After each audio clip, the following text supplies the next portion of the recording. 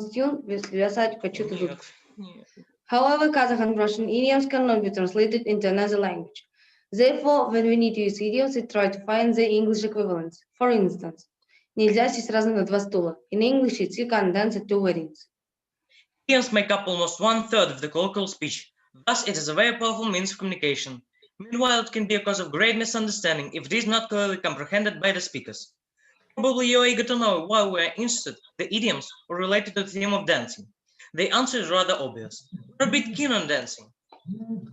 Moreover, the English idioms are extremely common in everyday conversation in Great Britain and the United States.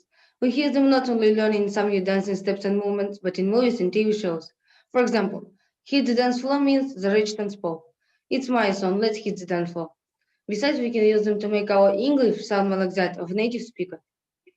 So the aim of our investigation is to study peculiarities of using dance idiomatic expressions in English. The subject of the research is dance idioms in the English language. The object of our work is the process of developing English language lexicology. Our hypothesis stands as follows. If we analyze and differentiate the meanings of dance idioms, it will help us to improve our functional literacy in English. The objectives of our research are to classify idioms, to distinguish different kinds of idioms, analyze the meanings of English idioms usage referring to the theme dance as well as containing the word dance. The origin of idioms is closely connected with people's mentality. The present-day English cannot be considered full of value without idiomatic usage, as the use of idioms is the first sign of a certain language's development. According to Fowler, idiom is any form of expression that has established itself a particular way preferred by Englishmen over other forms in which there are principles of paths or grammar. Hockett states, idiom is a modern linguistic agreement on one composed of two or more parts generally deemed to be words. In Longman Dictionary, we find the following definition. Idiom is a phrase which means something different from the meanings of the separate words from which it is formed. If you don't quite understand them, you may take them for their literal meaning and get very confused. That's why we must be careful using them in our speech. There have been several attempts to classify idioms. According to Fernando, there are three subclasses of idioms. Pure idioms are conventionalized, non-literal multi-word expressions. They're always non-literal. For example, dance dandy hey has nothing to do with the dance hey.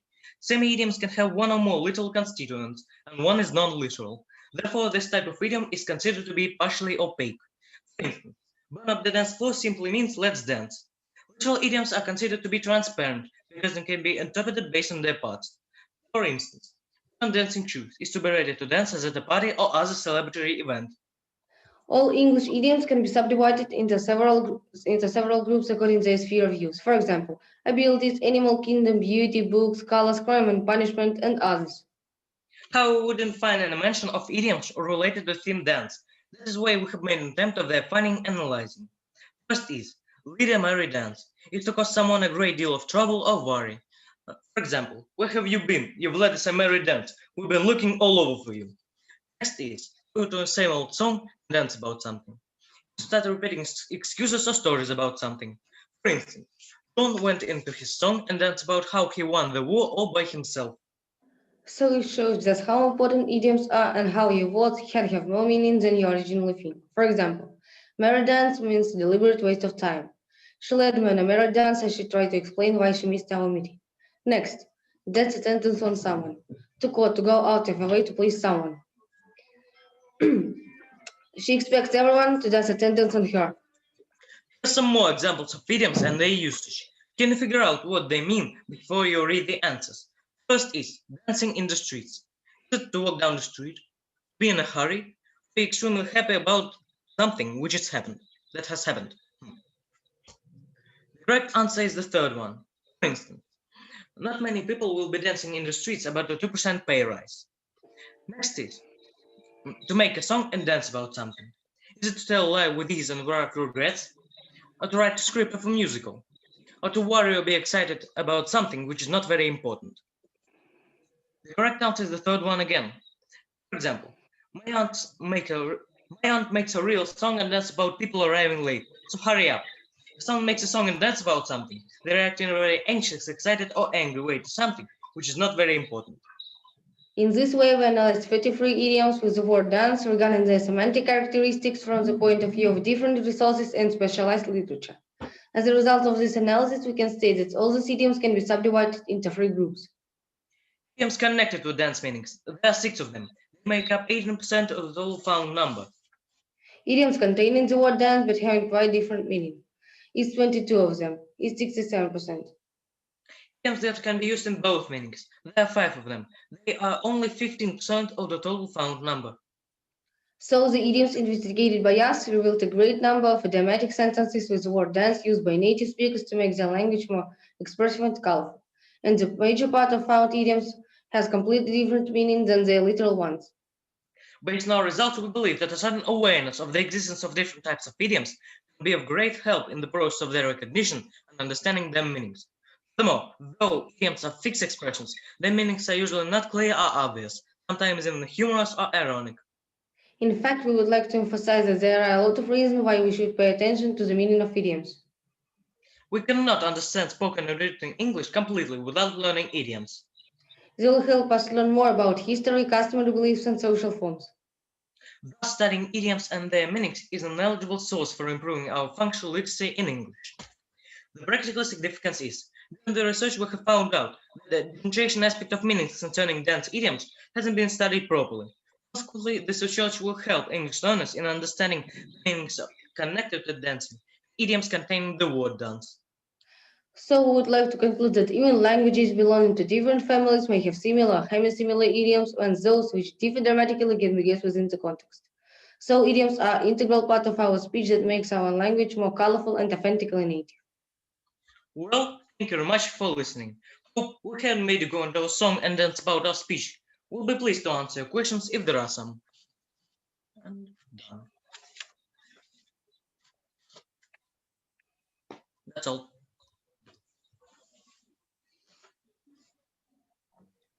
Okay. Thank you. Thank you very much, Damir and Erik. Yeah. Thank you very much for your presentation. I have just 2 questions. Okay. Okay. The first question: why did you choose this project name? Does dancing idioms matter? Why did you choose this project name? Can you answer? Name or the theme itself? Yeah. Name, title, whole conclusion, okay? Whole scope of this your scientific research. We chose to talk about dance idioms because this theme hasn't been studied properly, as I said in the practical significance. All other idioms has been studied except this one. That's why we have chosen it. Okay, thank you very much.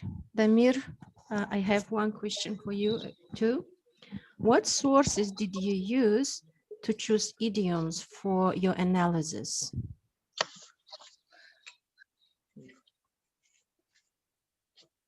Especially for me? Okay. Erik.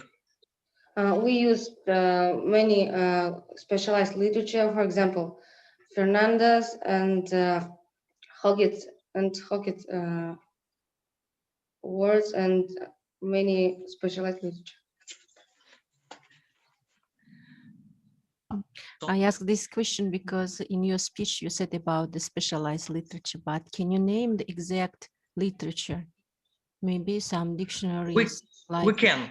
For example, Dubrovin illustrated collection of idioms in 5 languages, or Logan Smith, the phraseology of the English language.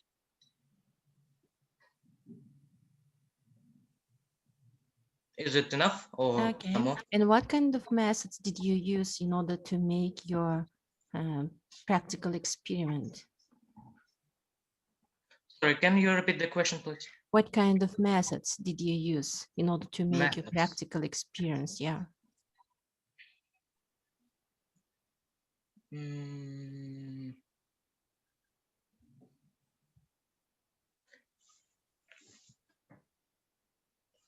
I don't know how to answer this question. Yeah, I see that you have your practical experience here, and you have many graphs, many tables, and I ask you, what kind of methods did you use? Kind of them. I don't really know. I'm sorry.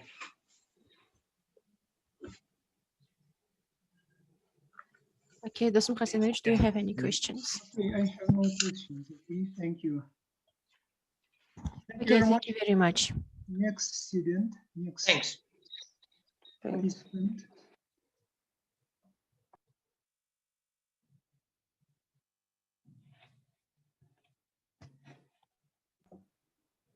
Абылайхан, yeah? Алтыбаев, yeah? Yes. Yes, сейчас, we're извините, пожалуйста, уважаемый Чинжи, уважаемый участник. Секундочку, пожалуйста, сейчас начнете. Вот Бергенбаева у вас сидит. Ну-ка, дайте-ка. Да, здесь я. Ситуация. Дайте сейчас, подождите. Вас не слышно? Вы выключили микрофон. Я секунду, сейчас я отвечу. Подождите, я специально выключу микрофон. Секунду.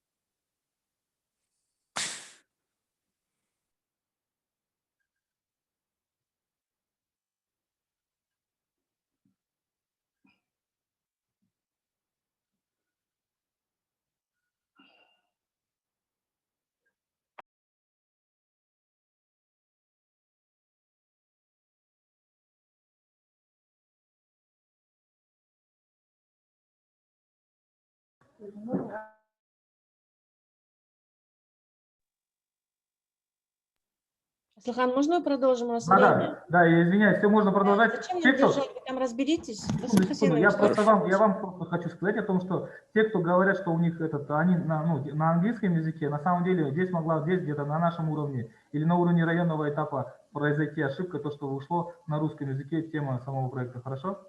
Спасибо. Так, нам начинать?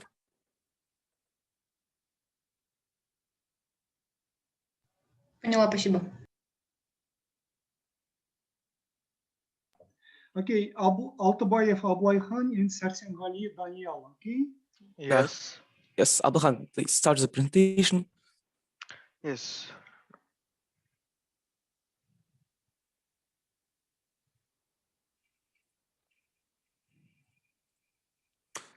Okay. Ohio, Abdulhan. How are you? Oh, hi. Basically, nothing, but I recently found something cool. I think you would appreciate that. Okay, and what is it? A new manga from Araki. I just read it in English, and I'm thrilled. It is actually really good. In English? Wow. I see you're a man of culture as well. I also read it. Really cool stuff, actually. I agree. I think it's a good way to improve your vocabulary, don't you? You're right. It's a good idea. That's about how we set out to get our friends to do the same. Daniel, then start the presentation of our work. Okay. Hello, everyone. Now we'll present you our work, the topic of which you probably already guessed. So the topic is how to improve students' vocabulary by using comics. Aim of it is to improve our vocabulary, enhance spoken language, and raise the interest of our classmates in learning English. And what are we waiting from it? So we're expected from our classmates same results as we did. We want to see motivated classmates with extended vocabulary and fluid conversational speech. So Abdulhan, why not novel, literature, or something like that? Why exactly we chosen comics? Because first we did poll where we asked our classmates and their preferences in reading. Second is because it is easy to understand what is happening with the help of illustrations and dialogues. And the third one is that they also develop a word bank like books, but the words are more modern. It seems that people are already interested in such topics. Why not explain what it is? Okay, in 2 words, in short, comics is just a book with images, largely consisting of conversations. They are more likely to contain satire and humor than books, so they engage a young audience. Most of it consists of moral ideas about heroism, friendship, and love. And it's also a good way to demonstrate the current problems of society. You may have a question. What kind of relation does the manga have here? And what is it in general? So, my friend, This is the same as the comic book, but originally from Japan. Just the point is that they are becoming more relevant and popular than comics. It can be compared like animated cartoons. This example fits perfectly. Because the anime began to look more. Manga compared to comics is usually published in black and white, and therefore it is cheaper. And this is one of the advantages over comics. If you are in topic right now, let's get deeper in our work. So well, we have selected the manga. Now we need to find a certain one piece of art. As you remember, we conducted a poll on SurveyMonkey about the interest of classmates with parameters as like first is what do you read? Second, do you read comics?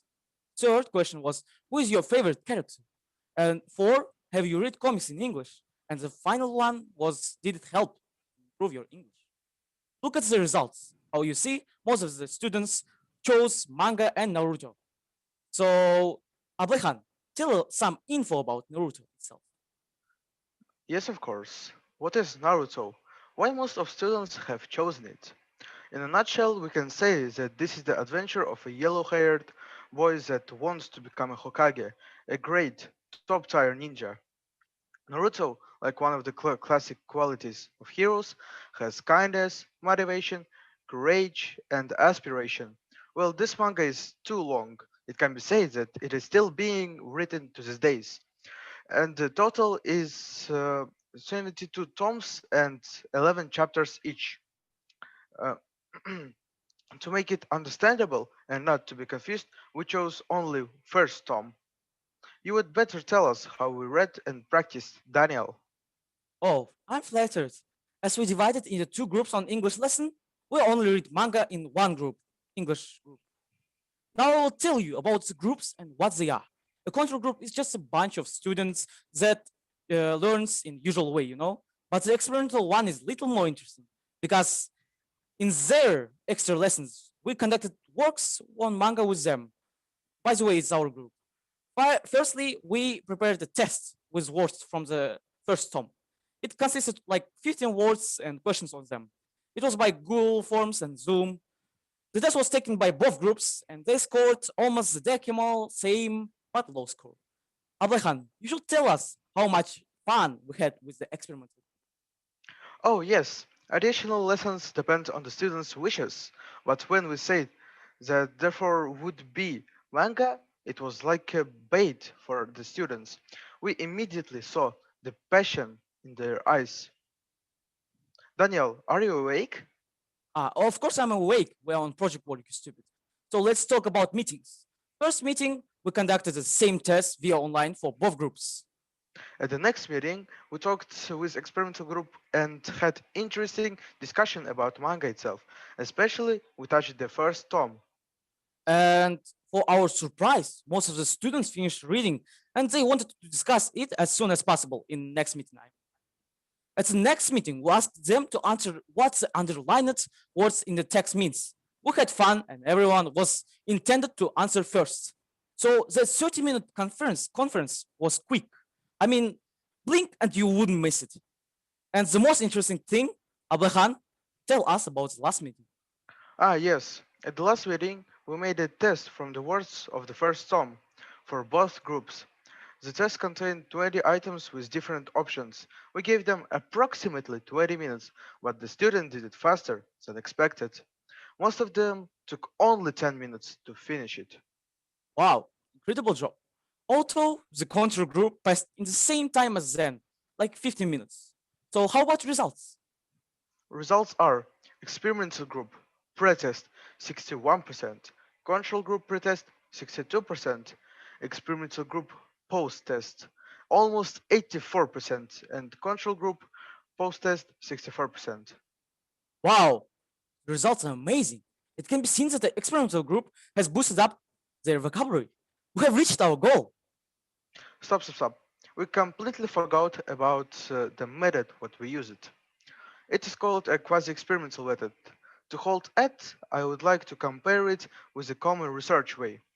If common one requires a random group of people and random test with the expected results, but our way is the total opposite of it. We use it in our test various words from exact Tom. Post-test results proves our hypothesis is right. Yes, you're right, man. There are a few factors that helped us to achieve our goals, such as like first, honestly, you can easily see that the students liked it. Just remember how their eyes glow up. Secondly, correspondingly, students improved their skills in speaking, vocabulary. Just imagine how the work attracts you with a great force is a reason to rise up. Oh, it turns out that the time is like almost up. I think that you'll finish with our work better. Oh, is the work almost over? I didn't even notice. We noticed a pattern that one thing helped us and we wanted to see if it could help others as well. As we can see, Yes, yes, it it worked. worked. As we see, our classmates improved their vocabulary and speaking skills. And now they are more motivated in learning English.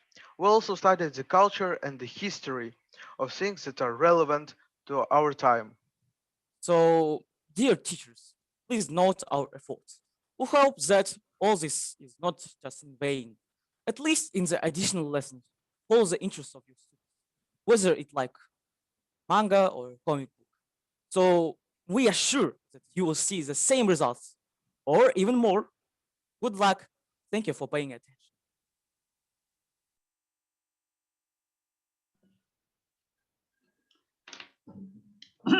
Okay, thank you very much, Ablay Khan and Daniel. Yeah, thank you very much Yes. for your presentation. I have just one question. Okay, so in your project, you highlighted, the importance of comics. Yeah. So Yes. can you give a list of comics? Ah, The list of especially comics we may I noticed tell? manga. May I Okay. tell? For the first thing I want to say is that we talked about the reasons why we chose it, and of course it has a really good, how I can tell, influence on the lessons and studying English. There are a lot of more mangas than Naruto, like Dragon Ball and other animes as well. JoJo's Bizarre Adventures. Yes. Okay. Can I ask the second question? Okay. Yes, of So course. Yes. you mean it is very useful, for Yes. students. It can enrich, it can widen the vocabulary. What students? Is it students at school? I mean pupils. Yes, it It was is- like first attempt was our What classmates itself. age? Okay, what age? What class of grades? Can you repeat the question? I didn't understand you. What age? What age? Age. It's like 14, 15, our age, our class. Okay, thank you. Okay, I have a question. In your goal, you have mentioned about extending the cultural background of your pupils, yes? And Yes. what do you mean? And how did you extend the cultural background? I think Abaha will answer better. Yes, I agree with it. The cultural background. When they're reading manga, there's a lot of things that I have to mention. And the first thing that we know that the manga is carrying a lot of morality. It is really rich with the moral ideas. And by the mangas that were made by Japanese geniuses and manga artists, anime stylists, they also introducing in mangas their traditions and cultural things like their traditional foods and others. You also introduce yourself Japanese uh, culture. Isn't it interesting? Okay, and your title, yes, was about the comics, yeah, but you have nothing said about manga or Naruto. It will be better if you plan, demonstrate or present something about manga, and it will be better to understand what about your topic. My question is, how did you choose your participants to make your experiment for control and for experimental group? It's simple actually. We have two groups in English lesson. So we used the experimental group as our group, and control group was opposite group. Because in our group, our teacher gives us a lesson, so we can use manga. Okay, and have these participants whom you are used for your experience introduced with the manga or with comics to use? Yes, of course. In order to it's like half of them actually knew before our work about manga, about comics, but we give them understanding meaning of manga. And before your experience, for example, did you make some test or interview with them? Yes, we did a poll. Of students, in order to determine what kind of students can be in the control group and what kind of students can be in the experimental group. How did you determine them? What are you talking about? But they have same level of knowledge. Yes, may I answer the question? They had the same. They had the same English level. I can tell like that. And as the experimental group, there we did a poll. We asked about what they would like to use to improve their English level. And they are all chosen comics, but we didn't do anything to the control group because we have to do a comparison between them. Yeah, I also can confirm his words about English level with that in first test when we didn't use before, they had like decimal same results, but actually control group took for 2% more. It means the control group were weaker, yes? No, it means they are stronger. They were stronger, they yeah? were stronger, but really only a tiny bit. We can see that by the results, and on the pretest, experimental had only 61%, but control group had a 1% bigger, 62%. And how do you think, did you achieve your goal? Yes, achieved our goal. We achieved our goal because with the several reasons of it, that first of all, that our experimental group were really interested in these lessons, because really manga, it is very widespread in over the world and throughout the globe. And I don't know what to say, and yes, We I also have saw that completed my they words. improved their vocabulary, enhanced their spoken language, raised the interests, and extended their cultural background. Interest to work with comics, yes? Yes. Okay, thank you. Thank you too. Next students, Sadak Yarasol, Jumagали Олжас. Извините, пожалуйста, можно задать вопрос жюри, пожалуйста, по поводу работы на русском языке?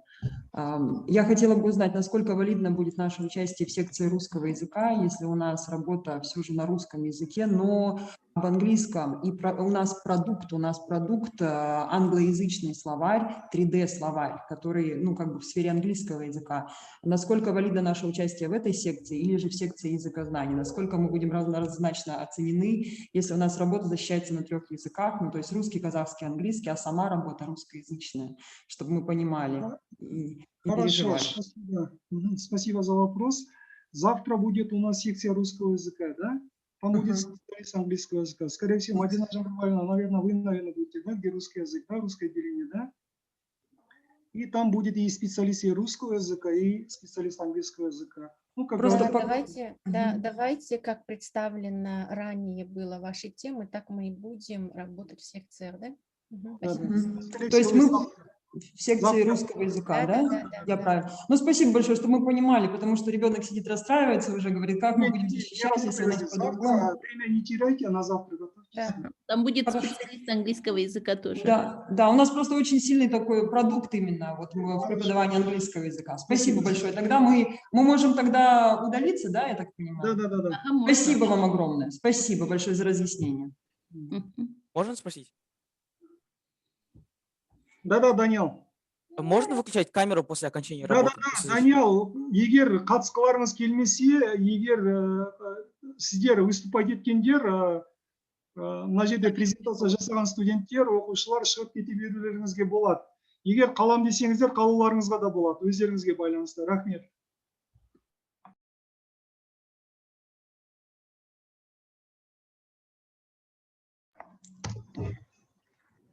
Mr. Hasinovich, invite another students. Okay, Ярасыл, Садак, and Жұмағали Олжас, yeah? Yes. Okay. Hello, ladies and gentlemen. Welcome to our project. And as you can already notice, the topic of our presentation is how to learn English using the internet. So without further ado, let's get started. First and foremost, we would like to present you our conducted research. The question was, in your opinion, what is the main source of the knowledge of your English?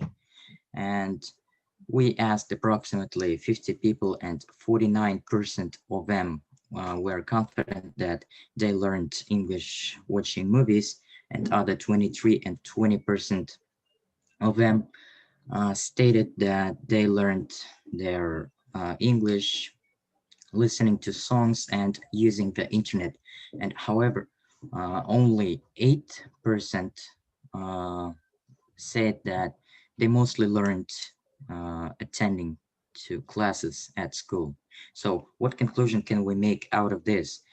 That internet is not just a place to entertain yourself, but also you can learn a lot of skills, not only learning languages, using the internet.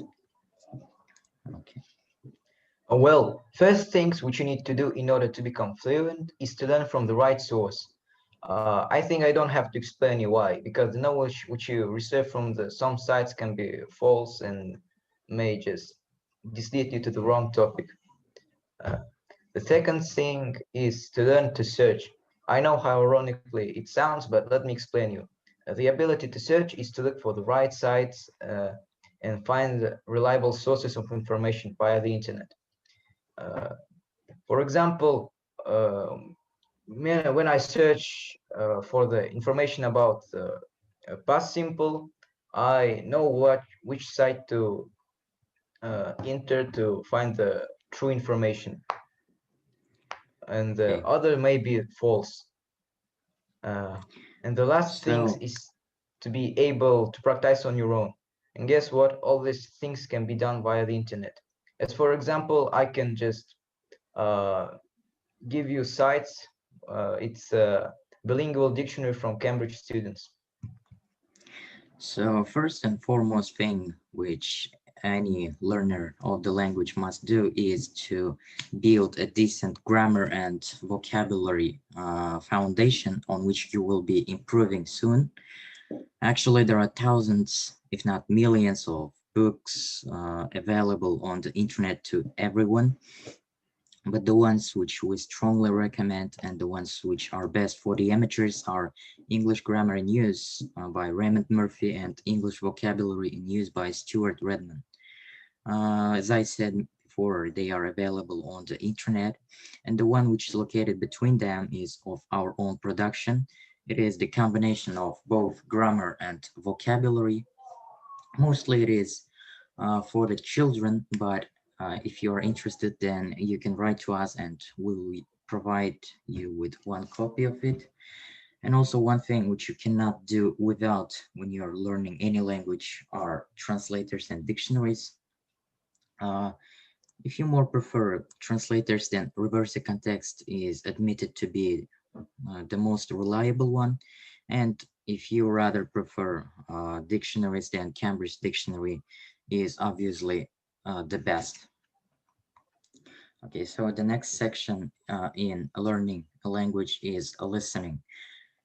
And internet can provide you with such a tremendous amount of things to listen to.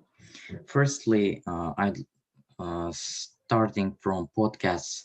If you just write to Play Market if you're using Android, or App Store if you are using iOS, just write there podcast and there will be a lot of apps. So one important thing about podcasts, they are interesting, they're fruitful, and also they contain everyday language. But if you don't like podcasts, if you don't get joy out of listening to podcasts, then you can subscribe to English speaking bloggers from famous site, which is called youtube.com. I think everybody knows what this site is. Also, you can watch movies from the site netflix.com. And this is actually not the whole list of the things which you can listen to, because internet provides, as I said before, internet provides you with a lot of movies, videos, and podcasts. I think it is time to talk about reading. The main thing about reading, which you need to remember to improve your reading skills, is to read a lot, no matter how ironically it sounds. And you must, for example, you have a free 30 minutes, spend it on reading. And we can recommend you the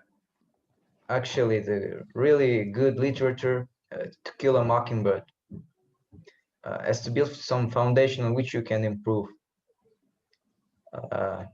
Afterwards, you can read any kind of literature you want, any genre, it can be scientific, it can be science fiction, it can be detective, it can be thriller. You just have to take joy of it, or else you'll lose your motivation. Okay. So the next part is writing, and I should admit that writing is not easy, and many people suffer from it because you just have to learn a lot of long theories. But guess what? Internet can provide you with books which will help you to improve your writing. So, for example, get IELTS Band 9 or improve your writing right now are the most common ones. And I don't really think that any other offline teacher would provide you with such an information these books do. So, and the last thing is speaking. The main thing about speaking is that you just have to speak a lot. So we can say that practice makes perfect. So how can internet help us here? Well, actually, you can communicate with native people, for example, in games, or there are even special sites on where you can talk with native speaking people. So as you can see, internet can give you ample of opportunities to learn any language. So thanks for your attention. We hope that we were of tremendous help for you. So thanks for your attention. Thank you. If you have questions, you can ask us. Okay, thank you, Ozas and Yarasal, yeah? Yes. Thank you very much for your presentation. So as you know, that everybody knows that internet can teach us, language, especially foreign language, English language, yeah? But yes. Exactly what way can you show us, exactly? Because, it's a kind of wide meaning that internet can teach you or me or everybody, can you name exact, your method? What is your research here? What is your project here? As we mentioned before, you can learn any language just getting a joy out of it. If you're a big fan of movies, you can subscribe to netflix.com and watch some films from there, thus improving your listening, also your widening your vocabulary. So there are also many ways we mentioned. For example, my partner said that just read light literature such as To Kill a Mockingbird.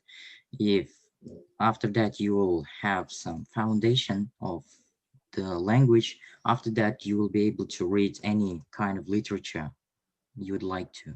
So that's it. Also, I have something to say. For example, the main source of my knowledge of English is online video games. I was playing a lot on the English servers, speaking with natives. They were always were kind with me, and they were helping me with it.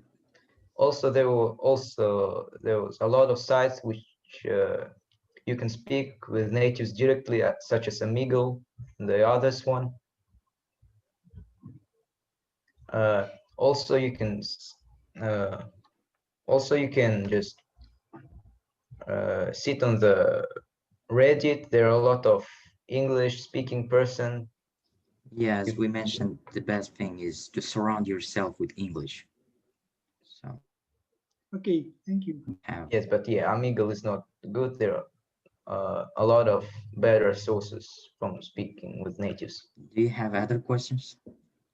Yes, I have a question. You have mentioned about the 4 skills, yes, about writing, speaking, reading, Yes. etc. And what kind of sources it will be better to use in order to speak, for example, in order to write, in order to read quickly?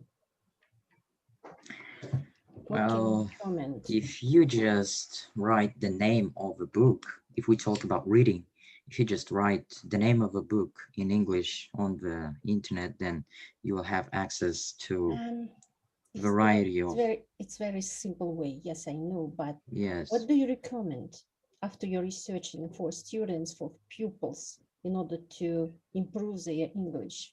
What kind of resources can they use from the internet? Answer to the first question, teenagers are, well, don't really like doing what they don't like. So the main thing is just do what you like. For example, you like reading science fiction, then you can read science fiction stories in English. So there aren't any secrets and methods. Just do what you like in English. And what kind of research did you do? We made a poll. We asked our poll. classmates, approximately 50 people. parallel classmates. About what? About which the main resources question was the main question was where did you learn English mostly, and half of them were sure that they learned via the movies. And what did you conclude? As a conclusion, I say that internet has ample of opportunities to learn any language. I can say it can be a better teacher if you can use internet. Okay, thank you.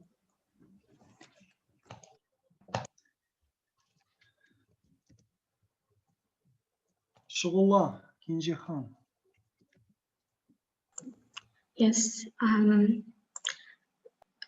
Good day, dear members and students.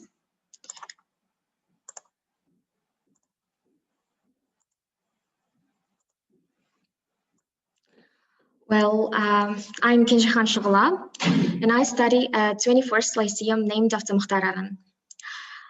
Today, I want to present here our research work, The Problem of Language Interference in the book of Kazakh Khans by Karibaev. Well, that's the object of our work. Book is written in 3 languages, and while during translation studies lessons in our Lyceum, We translated texts from language to language and faced with problems in translation. This led us to choose the topic of language interference. Well, what is language interference? Language interference is the effect of learners' first language on their production of the second language. For example, the word ataka is written with a single T in Russian, and it was translated as attack by our students with a single letter T too. But ataka should be translated as attack with double T. This is the example of the mother language influence, or in other words, the language interference. The purpose of our research work is determine the linguistic interference in the translation of literary text published in the book Kazakh Khans. We identified 4 types of interference, analyzing 10th grade students' translations conducted for the research at the lessons of translation studies. Relevance of the topic. First of all, there is a need of preventing possible mistakes in translation of texts, taking into account the problem of language interference. Second, present attention to the spiritual revival caused us to choose the book Kazakh Khans due to the fact that it was 555 years anniversary of Kazakh Khanate previous year. Novelty of research work is determined by the first attempt in studying of mother language influence in translation of literary texts devoted to Kazakh Khanate. Well, practical part of the research. We've identified 4 types of interference, as I mentioned before. 7% of orthographic interference, 32% of lexical interference, 38% of intercultural interferences from 100 words and word combinations, and 23% of grammatical interference from 100 sentences. First of all, orthographic interference. This is the wrong spelling of the word. For example, such words as heroism, after, Uzbekistan, which are used in the book Kazakh Khans, must be transliterated as heroism, but not heroism with G. Other, but not after with V. Uzbekistan, but not Uzbekistan. Here, each student must ignore and avoid the influence of mother tongue. Grammatical interference. Violation of any grammatical norms. In the given example above, we can notice that hyphen mark after the words garay, birinchi, yekінші were omitted by the translator. And moreover, one complex Kazakh sentence was given by 2 separate sentences in English. We can see obvious grammatical interference from this example. Lexical interference. Speech errors in violation of the accuracy of word usage. Because of foreign language effect, we have in our language words like imperia, etnikалық, territoria, feodaldық. These words enlarge our vocabulary and come to use because of the lexical transformation. For example, such words with socio-political meaning can be regarded as the same one in different languages. Mongolian Empire, ethnical territory, feudal wars, and others. For example, мемлекеттік құрылымдар, government structures. Students of 10th grade translated мемлекеттік құрылымдар in 2 versions like state forming and government structures, but the correct version is only government structures. Here we can see the clear lexical interference. Intercultural interference. In translating cultural units of nationalities, the translation will have great difficulties.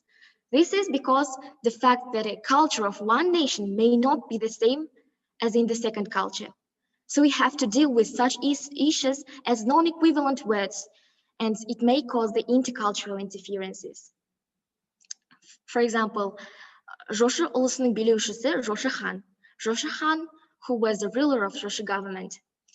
The word ulus is translated as government according to its associative meaning in the second language. Similarly, historical name Жошы хан is given in its permanent English version as Rosha Khan.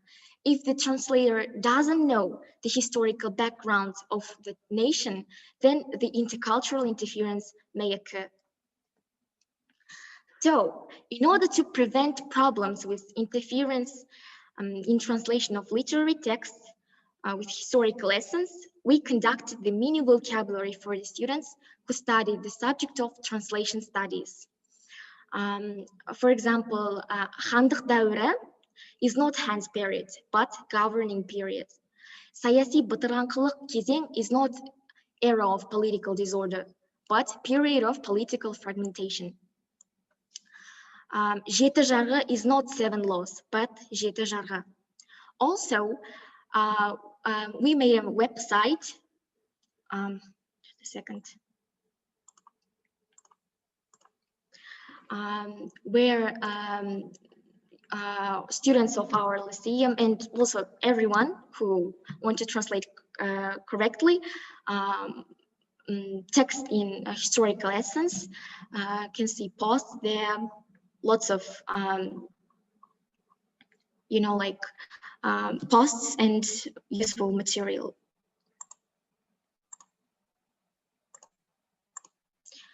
Oh, just a second, sorry.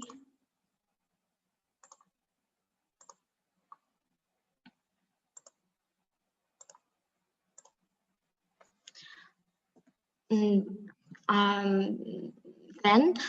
Deshti Qipshaq, not Deshti Qipshaq, but Dashti Qipshaq. Here we can see obvious orthographical interference in the second letter, not E but A. To conclude this theme, we made an attempt in analyzing mother language influence in translation of literary text of historical essence. By asserting all of these results, it can be concluded that the interference in the translation is a natural process, but we should prevent this as much as possible in order to avoid the misunderstanding between two nations.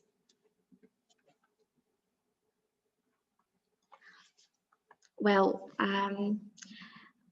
if you have any questions, can I? Thank you very much, Shugula. It was a really good presentation. So your project is on literature review, okay? So Shugula, please, can you tell us what kind of literature did you use in your project? Because you know, your project, your work is on literature review.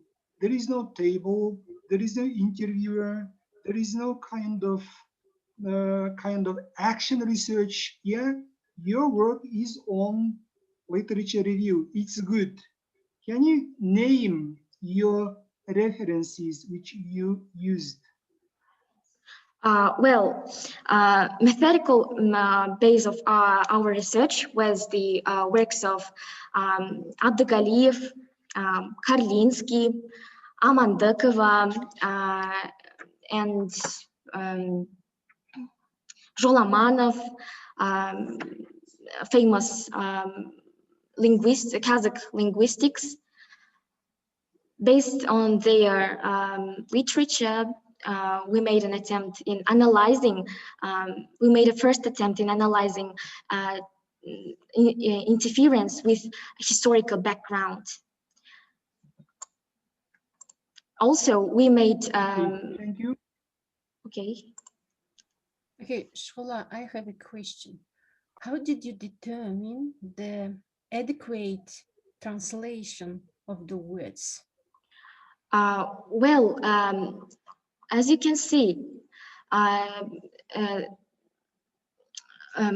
book was written by Karibaev, and it was originally translated into Russian and English from Kazakh. So first of all, we asked our students, 10th grade students, to translate text from language to language. And we've noticed that they, in comparing translations, with the translations given in the book, we noticed some problems and made this research work.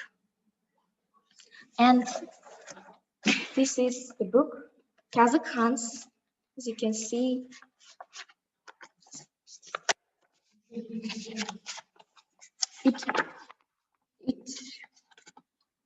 had been already translated.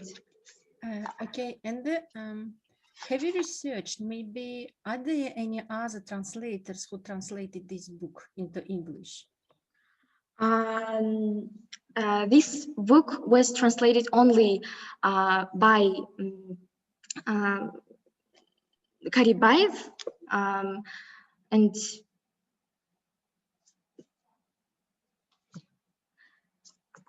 there is no any other version, yes, of translation? Sorry?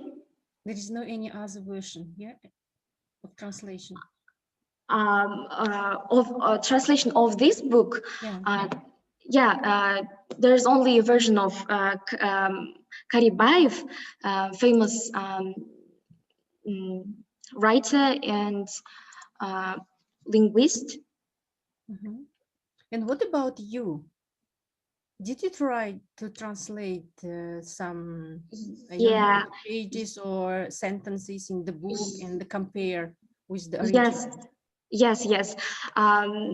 With students of 10th grade, including me, we tried to translate from Kazakh to English, from English to Kazakh, and we've made really kind of lots of mistakes because it's really hard to translate particularly text with historical lessons from language to language.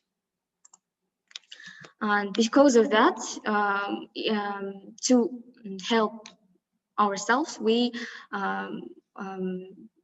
were reading research works of Karlinsky, Abdugaliyev, Amangaliyeva, Julamanov,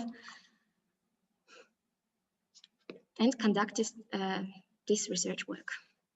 Okay, thank you.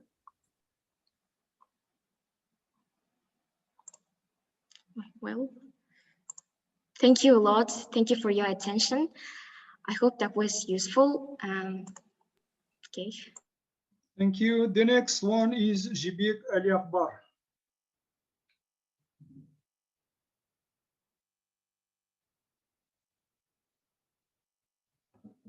Is Jibek present? Jibek? I don't think he is. Okay, she's absent. The next one is Oscar Gaisin.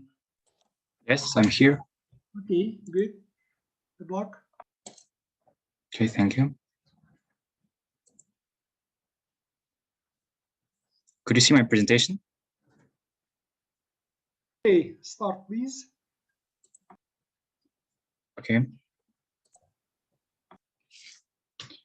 Well, good afternoon, dear judges and teachers. My name is Gaisin Oscar, and I'm a 12th grade student of Nazarbayev Intellectual School of Physics and Mathematics in Kostanay.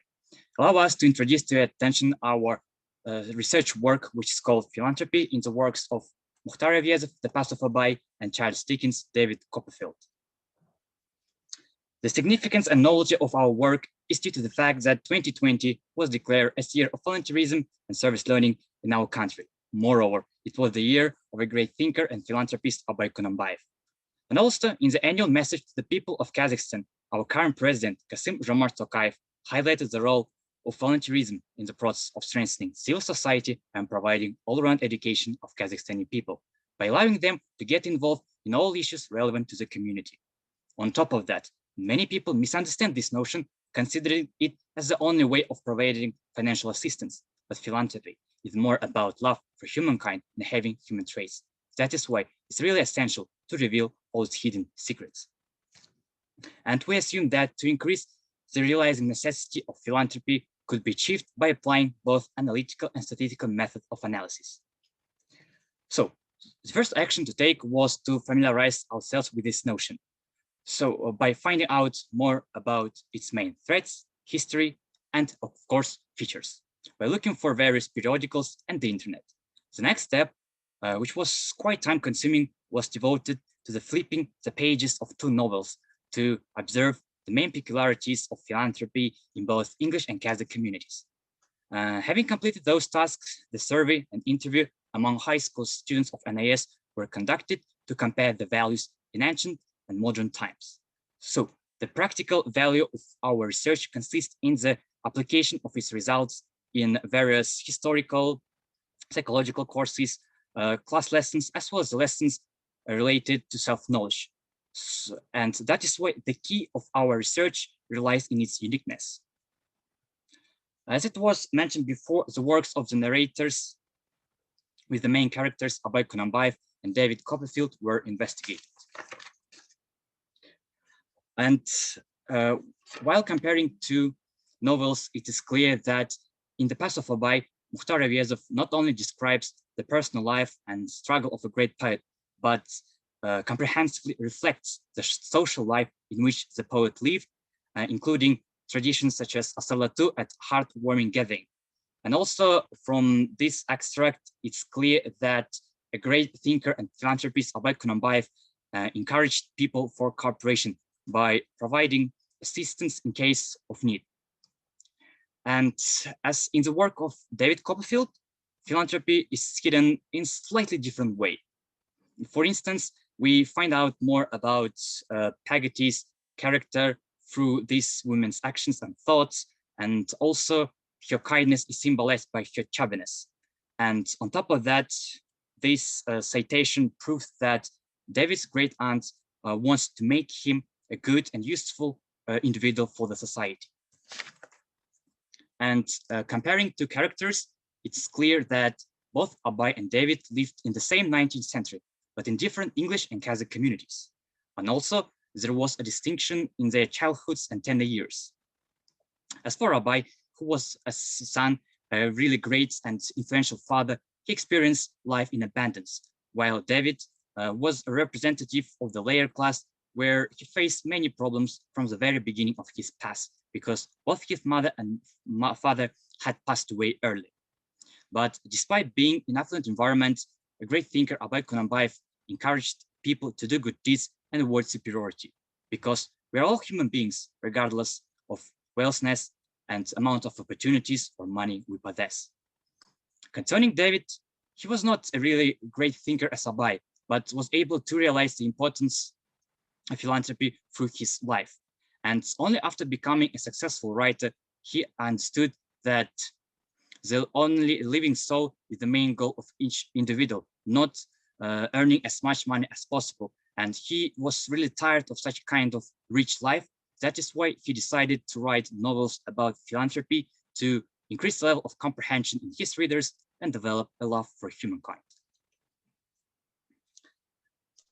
As for the similarities, both characters had conflicts in their households. For example, Abay didn't really appreciate the thoughts and action of his father, and David had an argument with his stepfather. And although both characters lived in different English and Kazakh communities, they were able to realize that only compassionate heart and living soul help us to be human beings and differentiate us from other living creatures on the planet. Next, in order to draw a line between epochs for similarities and differences between generations, we conducted the interview among high school students of NIS. And based on the results of the interview, even though volunteering is quite time consuming, the root of the problem was arising from the laziness. And furthermore, the advantages of taking part in such activities definitely outweighed disadvantages, as they were really indispensable for participants' self-development.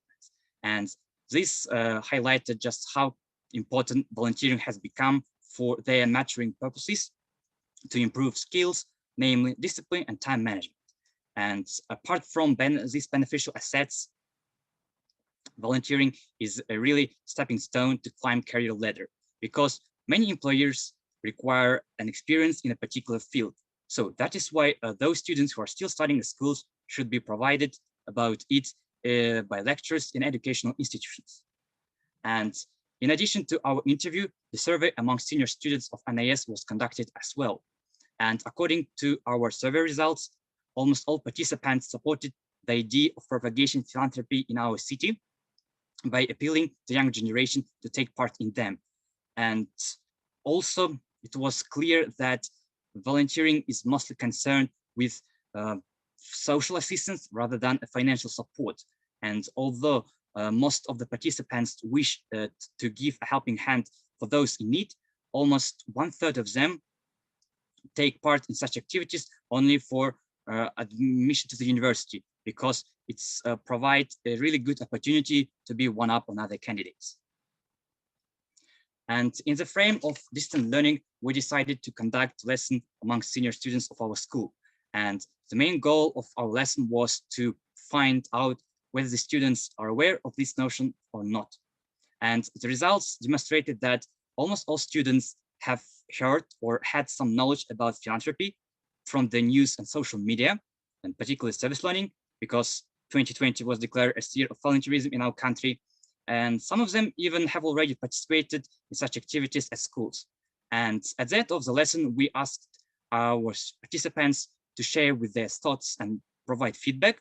And from this chat box, it's clear that almost all students were really interested in philanthropy, emphasizing its relevance in modern time. And also, the next our outcome was to create our own brochure. About just a minute. Okay. Our own version about philanthropy, where you can see the main key ideas of this notion and its connection with volunteering and service learning. And then we decided to distribute our brochure for our 7th, 9th grade students, so that to increase the level of comprehension of philanthropy among them. And also some of our psychology teachers also use this brochure as one of the main teaching methods. Comparing to centuries, it is clear that in the 19th century, there were almost no volunteers, because the level of comprehension was quite low and people were quite illiterate as well. And the only way to encourage people to do good deeds was achieved by performances and works of great thinkers such as Abhay Kunanbayev and David and Charles Dickens. And as for the contemporary world, the number of philanthropists and volunteers has increased significantly in comparison with the past due to the influence of social media and news, which allowed us to keep up to date with the current both global and local issues, and by getting involved in them immediately and collaborating even beyond the national borders worldwide.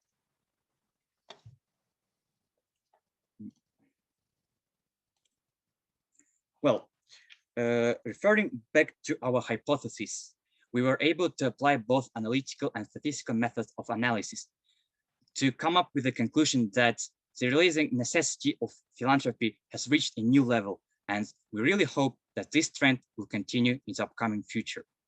Because it doesn't matter where you live and who you are, all people with a passionate heart are able to make contribution to its prosperity. Let's make this world better together. Thank you for your attention. Here you can see the list of used literature, and I'm ready to answer your questions.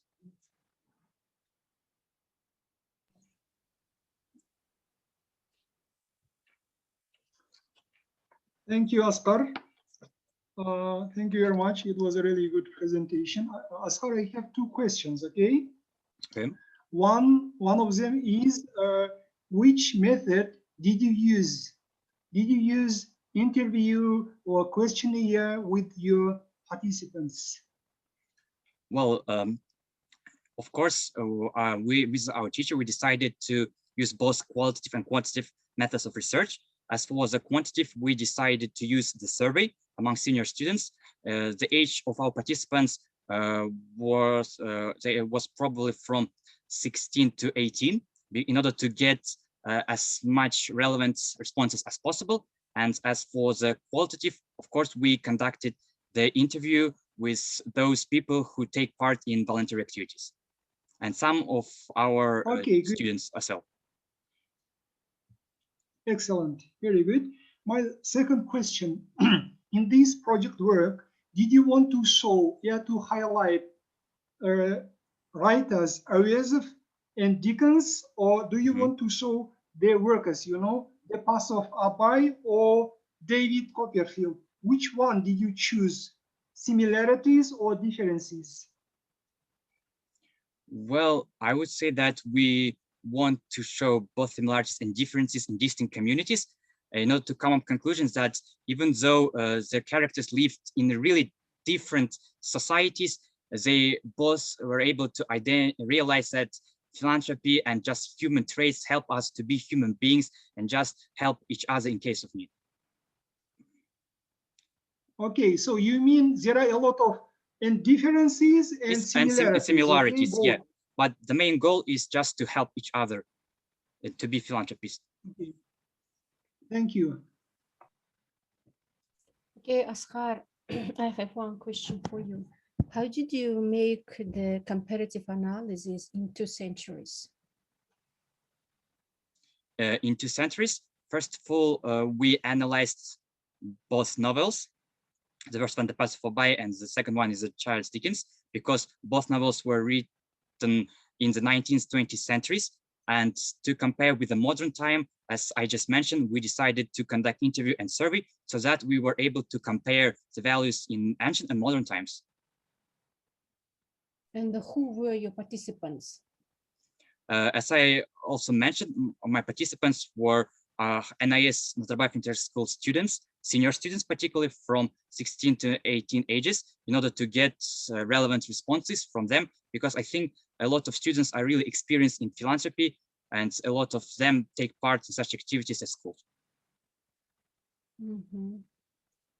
Okay.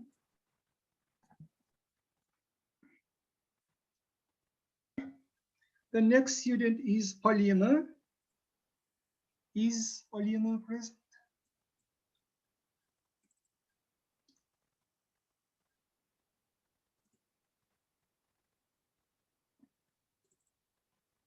Okay, Asghar, can you turn off your presentation? Yes, sorry. Asghar should take out your presentation.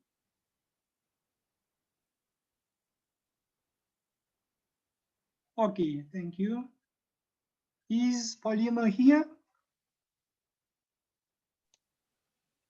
Алина, вы имеете в виду просто... No, Полина Вардашко. Извините тогда. Нет, да, отсутствует, да, окей. The next student is Abdurrahman Arnur and Abdukerim Mudiyarov.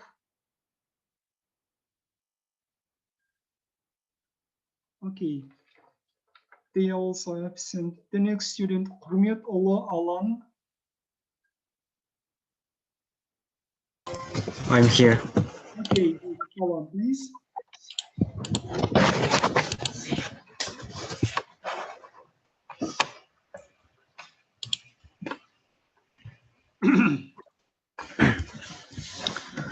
Good afternoon, ladies and gentlemen. I'm very glad to see you.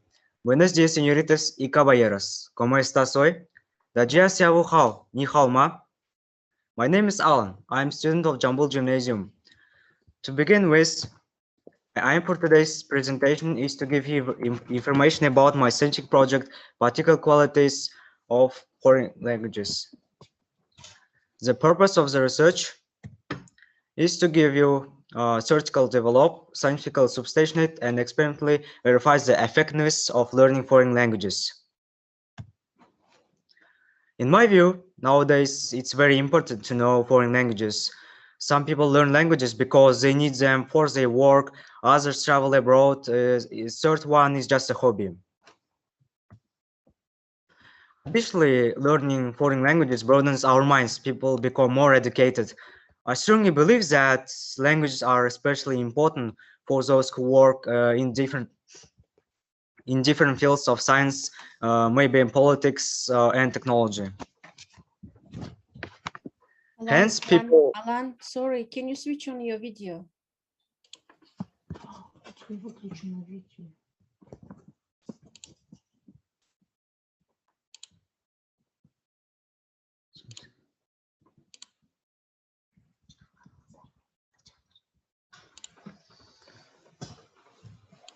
Okay, continue.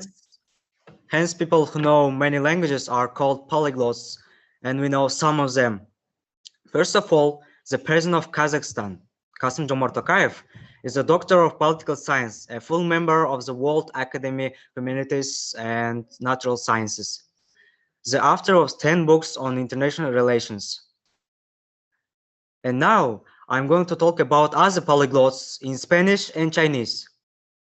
Primero, Alexandre Griboyedov, el famoso escritor ruso, comenzó a hablar francés, italiano, alemán, inglés cuando era muy joven. También estudió latín y griego. Más tarde, Griboyedov dominó el persa, el árabe y el turco. San, Zhang Zhe Krylov, Jing Tong Fa Yi, Idali Yu, De Yu, Xia, Yi Ying Yu. Nowadays, English has become an international language. Over 300 million people speak the mother tongue. As for me, I studied English from 7 years age. This language helps me very much to speak free with people from all the world and participate in international contests. I speak Kazakh, Russian, English, a little Chinese, and Spanish, and I'm very proud of it because in languages it's my second life. You know, the dream from my childhood to be an interpreter, and I'm sure I get it. Personally, I think that to know foreign languages is absolutely necessary for every educated man, for every good specialist. In addition,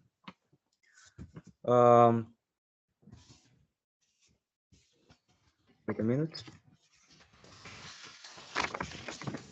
In addition, you can see a line graph. Балам, кешіріңіз, сіздің презентацияңызды көрсетіп отырыңыз. Бар ма презентацияңыз? Көрмей ме? Көрінбей тұр ғой, бізге өзіңіз ғана көрініп отырсыз, және титульный листі ғана көрініп отыр, бастапқы беті ғана. Сіз жаңағы айтқан сайын өзіңіздің парағыңызды, слайдыңызды ауыстырып отырсаңыз, енді. Сосын толығымен көрінбей тұр. Кішкене үлкейтесіз, иә? Конклюжнға кетіп қалды ғой, неге қорытындыға, иә? Басынан бастап кішкене көрсетесіз. Рахмет, кешіріңіз.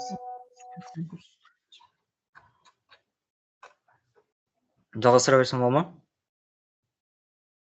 Okay, go on, please. In addition, as for the internet users, here's the results of the research. Let's look at the line graph. Here we see that English, Chinese, and Spanish are the most widespread languages. On my own experience, I spent 3 years learning Spanish and... Алан, мы не видим вашу презентацию. Теперь conclusion стоит. Вы по мере того, как говорите, включайте свою презентацию. Ничего не понятно.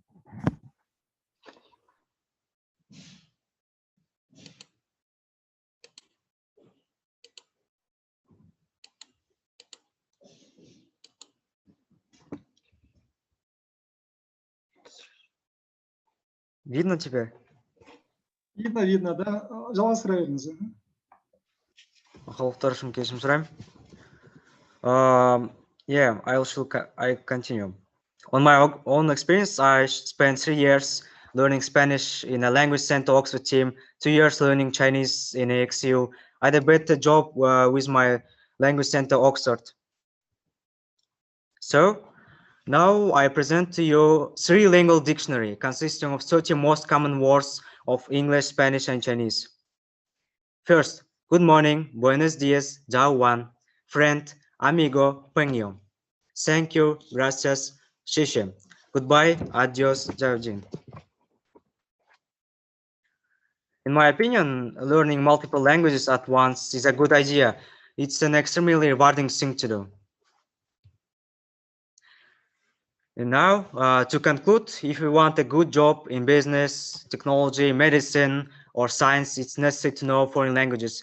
Knowing foreign languages will let you put excellent knowledge of English, Spanish, Chinese on your CV, get your dream job, and have a good salary.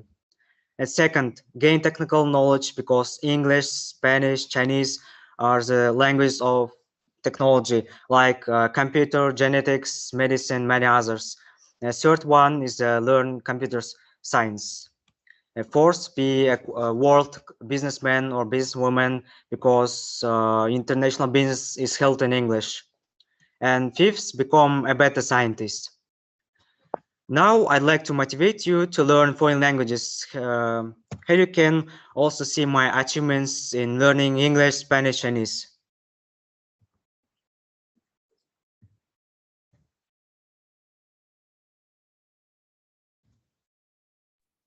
Thanks for your attention. Gracias por su atención. Okay, Alan, and what about particular qualities of foreign languages, of learning foreign languages? Can you name them? Okay. I get your point.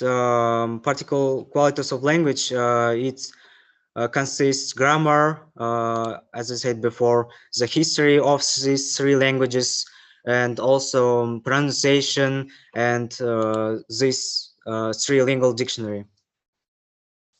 And why did you choose these languages, which you have made your research in?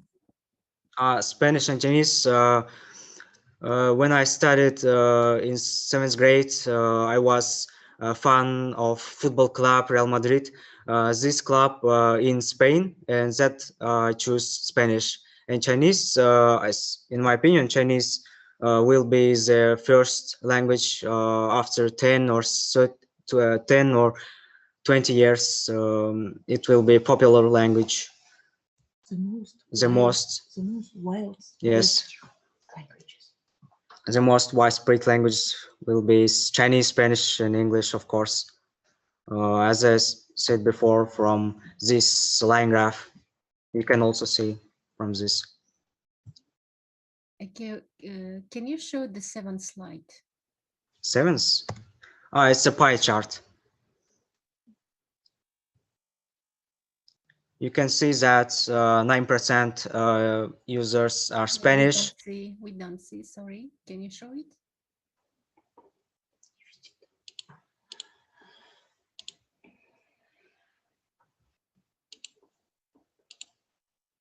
Wait a minute.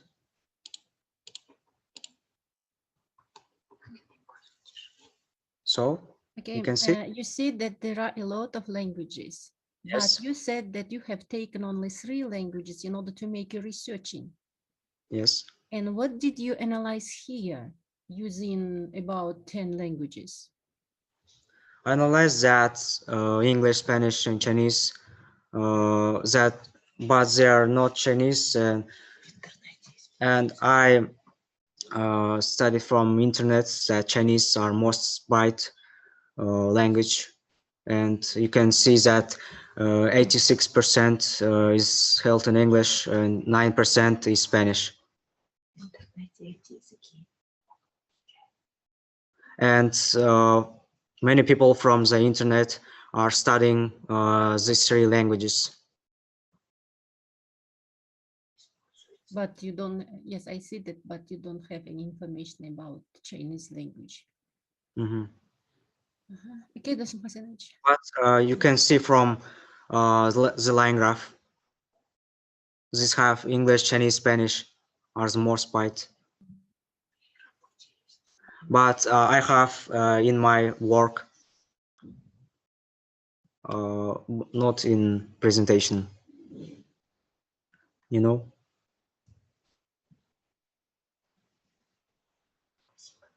So if you haven't any question, thanks for attention. Okay, Alan, thank you very much for your presentation. It is a really interesting point of view. Okay, I have just one question. Alan, Okay.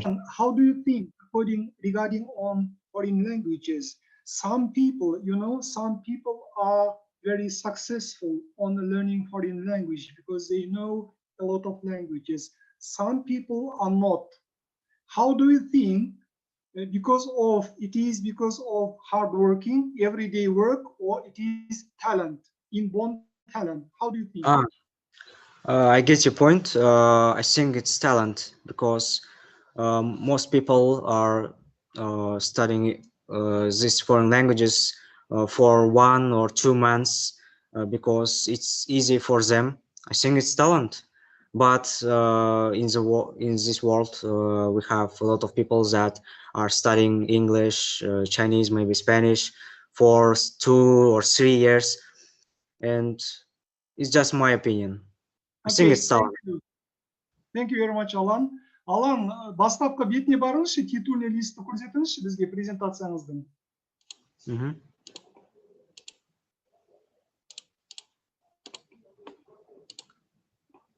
Алан, енді сізге ескерту емес, сізге ұсыныс ретінде айтайық, иә. Мына жерде қарасаңыз, С. Аманжолов атындағы Шығыс Қазақстан мемлекеттік университеті шет тілдер ғылымдарының кандидаты деп қойыпсыз, иә. Жалпы бізде шет тілдер ғылымдарының кандидаты деген жоқ, шет тілдер ғылымдары деген жоқ термин, иә. Осыны ескертсеңіз, мына жерде педагогика болуы мүмкін, филология ғылымдары болуы мүмкін, жақсы. Дегенмен бұл енді республикалық ғылыми жобалар сайысы ғой, иә, сондықтан да кішкене дұрыс жазылған болу керек, иә? Иә. Бұны өзгертсеңіз дұрыс болады. Рахмет, сау болыңыз. Рахмет. Thank you. The next students, okay? The next student is Kim Enoch. Okay, is this student present? Yeah, Kim Enoch and Agava Camilla is present. Okay, Kim. Okay, you're welcome. Please start. Yeah, just wait. Can you see the presentation? Yeah. Thanks. Yeah, okay, then we'll start. Hello, ladies and gentlemen, juries and fellow students. We're a student of high school number 15, Kim Enoch. And Agava Camilla. Would like to present you our project, Axiological Concept Good in Linguistic Worldview. The aim of the research is to identify the semantic structure of the concept of good and consider ways of its implementation in a specific language system, particularly at language and associate levels. The scientific novelty of the project is determined by the linguoculturological, associative, and semantic aspects of considering the material, as well as the study of concepts through the segments of the associate halo of two languages in mono and multilingual individuals using various methods, including the method of free associative experiment as an additional means of verification of conclusions. And so the typicality of the research is defined by insufficient developed theory of study of concepts and the need to identify the aspects of concept implementation in the language and the lack of works devoted to the comparative study of concepts in their language manifestations. The concept of good is the main of any culture and language and is an exhaustible source for research. Since we're talking about the concept of good, we should know what a concept is. By the definition given by Vorkachev, concept is a unit of collective knowledge, consciousness, sending to the high spiritual values, which has a linguistic expression and is marked by ethnocultural specifics. Conceptual analysis assumes to reveal the deep processes occurring inside by comparing the etymology, semantics, and pragmatics of word, which ultimately will lead us to tracing the specifics of the worldview of particular people. The concept good anthropocentrically act as a referent of actions correlated with the highest values that appeal to the ideal. Thus, the good is connected with the spiritual world of a person with his blessing. So here we have actualization of the concept good. In Russian would be positive moral quality, positive action, deed, property and things. In English, positive moral quality, positive action, deed. In Kazakh, property and things, positive moral quality. In Korean, righteous and justice. And actualization in proverbs. In Russian, то добро твори, тому Бог отплатит. Делаешь добро, делай до конца. Добро и во сне хорошо. In English, virtue and happiness are mother and daughter. A good heart conquers ill fortune. He that sows virtue reaps fame. Yeah, in Kazakh, we have proverbs like жақсылық қылсаң жарлы болмассың. Жамандық пайда етпейді, жақсылық зая кетпейді. In Korean, proverbs like 견선여갈, which means you should thirst for good, and 복연성경, which means blessing comes from good and good deed brings joy. The concept of good is a universal concept. Universal concepts are the reflection of anthropocentrism and humanism. Scientists distinguish three types of segments of these concepts. The first, axiological segment, a positive negative assessment of a person's social activity in a certain period of time. The second, figurative segment, it is images that arise as association. And the last, the concept segment, concepts that actualize the concepts. And so we have carried out a free associative experiment using Google Forms. In order to obtain the results, confirmation of the theoretical provision of the research, 4 questions were asked. What are your associations with the noun добро, good, жақсылық, and sound in Korean? The survey involved 75 respondents aged from 16 to 25 years old, fluent in Russian, Kazakh, English, as well as Korean. And during the information processing, we considered efficient to analyze the most representative concepts of the verbalization of the concept good, conceptual fields. Here we have in English, in Russian, мир, любовь, семья, счастье, улыбка, мама, помощь. In English, God, family, kindness, happiness, and love. Yeah, in Kazakh, words like beybatçılık, kamkorluk, ana, қуаныш, махаббат, meyrimdillik, көмек. In Korean, words that mean righteous, just, love, respect, and kindness were included in the conceptual fields. And to the results, the structure of the concept good and the material of English, Russian, Kazakh, and Korean languages at the lexical and etymological levels were studied. A free associative experiment, the definition of associative halo of the concept good on the material of 4 languages was carried out. Exactly 75 respondents. For respondent speakers of Russian, Kazakh, English, the main segment of associative halo of good is the conceptual and axiological segments. For respondent speakers of Korean, only axiological segments. Throughout the study, we came to the conclusion that concept good is the most general term for positive value. In the most general sense, a linguocultural concept is a unit of collective and individual knowledge, culturally marked and having linguistic expression. The study of the concept good, with the help of conceptual fields in parameters, as well as a free associated experiment of the material of Russian, English, Kazakh, and Korean languages, was not chosen by chance. Since the extralinguistic information of the concept's content is contained in the interpretational field, as well as in real associations of the speakers. Yeah, thank you for listening. Thank you for your attention. If you have any questions, we're ready to answer. Okay, thank you, Enoch and Camila. Thank you very much for your presentation. It was a really good presentation. So the concept good is good, yeah? So what can you say about your experiment, okay? So as you have said that 75 people, okay, participated in your research, okay? So what can you say about their age, old, young, or male, female, about nationalities, Kazakhs, Russians, and so on? Okay? Yeah, so, and what can you say about the experiment? How did you do this experiment, okay? Emma, please. Yeah, so we carried out our experiments through Google Forms, where they will answer the questions that we listed as what are your associations with the concept of good, добро, жақсылық, and sound in Korean. And they will send us the answers and we'll analyze it and form the tables and pie graphs that you just saw. Well, the ages were between 16 to 25 years old, and their nationalities were mainly citizens of Kazakhstan. And for the Korean part, we asked the citizens of Republic of Korea to answer the survey. Good, thank you. Okay, Enoch. Yeah. Did you interview only people, or did you search some literature in order to find the axiological elements of the good concept? Yeah, so the one thing we did was we used the experiment to conclude and to show that our theoretical part of our project is correct. So mainly the theoretical part, we would use various books, but we mentioned Vorkachev, we used his literature, and there were literature by Karasik, and we used various dictionaries, like Longman Dictionary, the Merriam-Webster dictionary to analyze the meaning of good in English, and we will use dictionary for Kazakh, Russian, and Korean to know what good, добро, жақсылық, сан is in what it is meaning. And we will use various literature with proverbs to analyze what their meaning is, to analyze what the concept good and what is the semantic structure of the concept of good is. Okay, and what kind of new information have you taken for yourself from researching?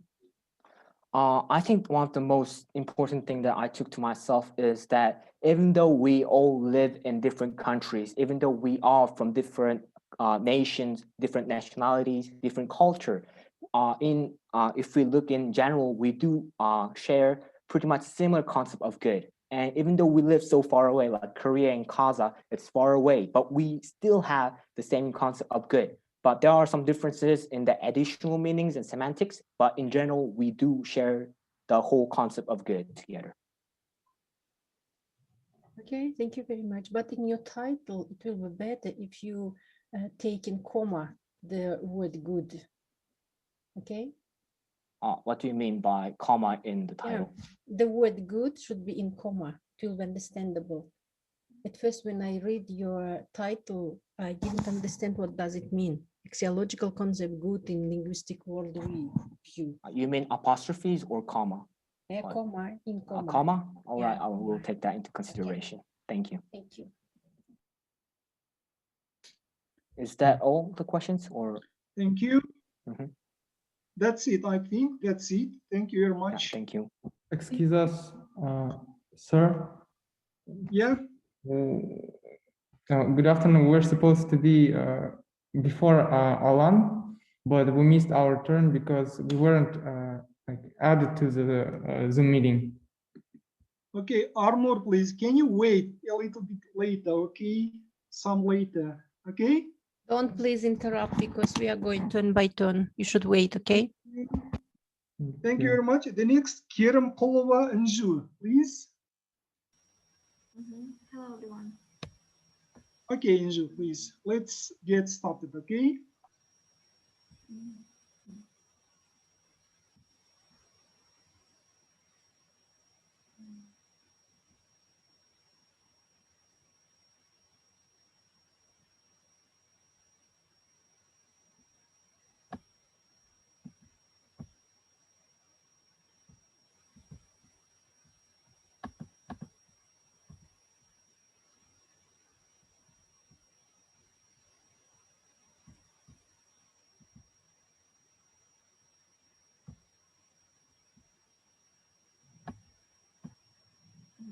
So, my name is Kerimkulova Inju. My teacher is Amdina Kanat-Shvigerovna.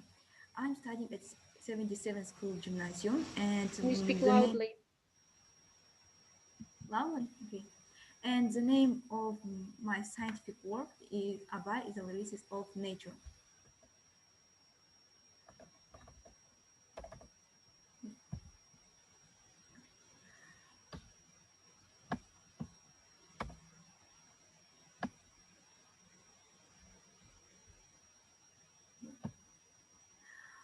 Of research, poems written by Abai about the seasons. The goals of this project: collection of translation of Abai's poems on the theme of the seasons. Determine the relationship in the content of the poem, show differences in the content of poems written in two languages, identification and substantiation of theoretical and methodological principles that underlie the research work.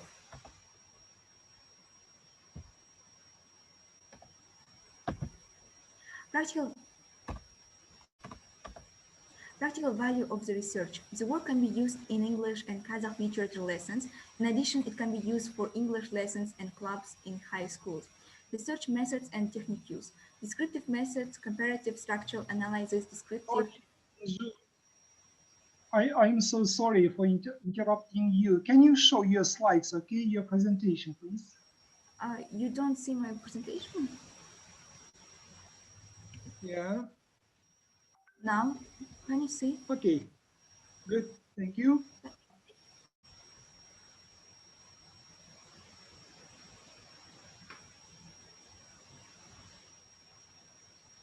May I continue? Research methods and techniques. Descriptive methods, comparative, structural analysis, descriptive and explanatory methods were used. And now, before I make comparisons and analysis, I would like to give some information about Abay Kunanbayev. As we all know, Abay Kunanbayev, great poet, writer, public figure, founder of the modern Kazakh written literature. And it's also well known that Abay had never left his native land. He had spent all his life in Shingistau. He loved his native and land with all his heart and soul. That's why most of his poems are about seasons, native nature, and birth, and about his birthplace. Also, it's not the secret that Abay Kunanbayev was known not only among Kazakhs but also among foreign writers. There are many writers that translated Abay's poems, but I paid special attention for these two writers, and the first one is Dorian Rothenberg. Dorian Rothenberg was a translator of Russian literature, specializing in the translation of poetry and children's books, but his works also found translations of poems by the great writer Abay Kunanbayev. He translated Abay's poems such as Winter, Autumn, Summer, and etc. And the second one is Ashley Bowen. Ashley Bowen was the first American sailor to write an autobiography. And to be honest, he didn't know a thing about Abay Kunanbayev because he lived before Abay was born. But while doing this project, I found many similarities between his works and those of Abay. And later I will demonstrate it for you. So I love reading Abay's poems written for the 4 seasons of the year because I myself like anything about nature. But I've always asked myself, has this translation of our grandfather Abay been translated in its own way? Since I understand English well, I started looking for English and American poets. So I found a poet whose name is Ashley Bowen. So I can prove that Ashley Bowen, that there are still such a great writers like Abay Kunanbayev and as Ashley Bowen. So now I wanted to compare the original work of Abay with its translation by Dorian Rothenberg. In Abay's poem Winter, the image of a child playing in the steppe despite the cold of winter is given in the following lines. In Kazakh, it sounds like «Әуес көріп жүгірген жас балалар беті қолы домбығып ісік шалды». In English, it sounds like if the children run out to play in the yard, he pinches their noses and cheeks with cruel hands. We can see that the translation is not accurate, but the meanings are the same. That despite the severe cold, children continue to play and have fun. A similar alternative can be found in Ashley Bowen's poem, «Әуес көріп жүгірген жас балалар беті қолы домбығып ісік шалды». Children, as they play outside, curiosity gleaming in their eyes, making their cheeks a rosy pink. Ashley Bowen didn't know anything about Abay Kunanbayev, but their poems are very similar. Another example, the poem Autumn describes how with the beginning of autumn everything becomes quiet everywhere and melancholy is induced. It was Abay's worldview, and we can see it in the following lines. Жасыл шөп бәшешек жоқ бұрынғыдай, жастар күлмес жүгірмес бала шулай. Қайыршы шал мен кемпір түсіп кетіп, жапырағынан айырылған ағаш қорай. No grass, new tulips, silent everywhere. Our children's noisy games and young lads' mirth. The trees like poor old beggars stand and stare, bereft of leaves as naked as the earth. This translation was made by Dorian Rothenberg, and I can say that this translation is more similar to the original one. There is difference just between the Baishaship and Tulip, but the rest lines, I guess it's very alike. And one more example is Жазғы тұрып қалмайды қыстың сызы, масатыдай құпырар жердің жүзі. Spring came and melted the snow and ice. The earth was covered in soft velvet. These lines were translated by Dorian Rothenberg. Wears awakens in a full bloom, withering away from winter's harshness. And these lines is from Ashley Bowen's poem.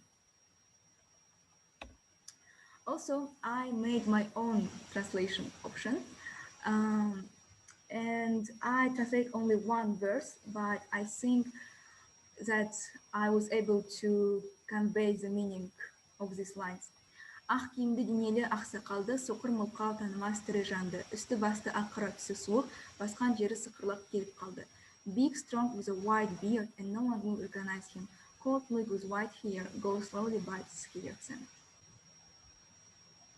So, in the process of studying scientific work, there is a bio room in our school, and there I carried out my scientific work, read the biography and poems of Abay Kunanbayev, and compared them with translations and carried out analysis. In conclusion, I can say while studying the interest of Kazakh in the globalization of the English language in the era, and while doing this project, I found that the young American poet Arthur Bowen is a poet who was able to write such great work as Abay, and that's something to be proud of. Also, I hope that in the future, Abay's poems will continue to be translated in English language, and not only in English but in other languages too. I think our generation can convey the work meanings that Abay put in his poems. And also in the future, I'm planning to make my own whole collection of my translations of Abay's poems in English language, because I wanted the whole world to know what a great poet Abay was. Thank you for your attention.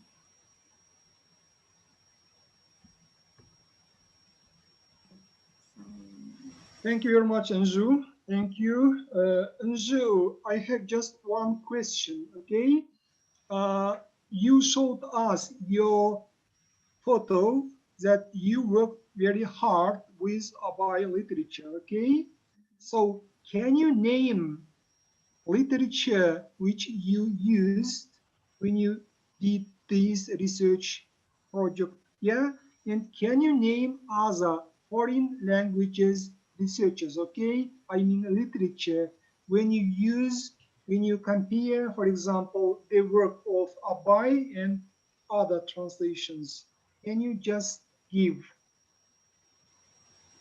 So I use all the literature that is my school, and also in my home I have some books about Abay Kunanbayev, about his poems, and I've got the whole book where the collection of his poems and his works.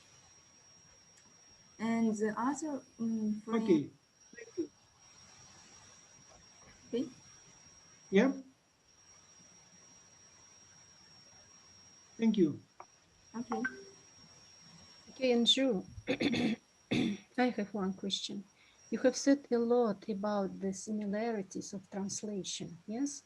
And what about differences? Have you found some differences in translation? Yes, of course. So, but you didn't mention about it, just similarities, yeah, you say. But in your goal, as I remember, that you want to make any comparative analysis, yeah? So I can show it for you. For example, here, can you see me?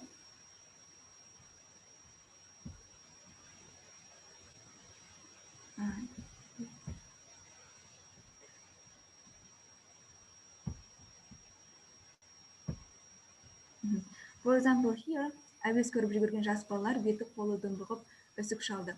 If the children run out to play in the yard, he pinches their nose and cheeks with cruel hands. I said that this translation is not accurate, but the meanings are the same.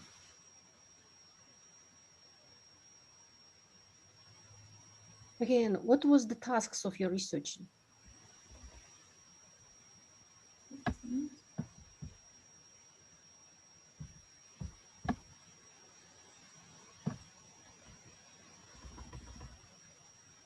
Abay is a lyricist of nature. I ask you, what were your tasks in order to make research? What did you do? What was your goal? Just to show that Abay is a lyricist of nature, or what? Now to show that there were foreign writers that translate Abay's poems. and show the differences and similarities between the translations and advice comments. Okay.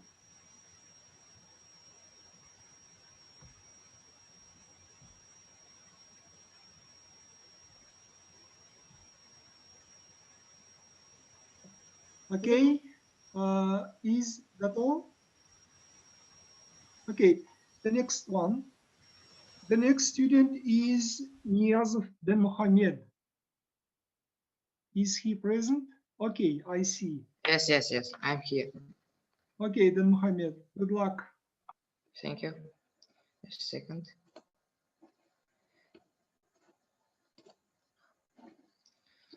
Hello, everyone.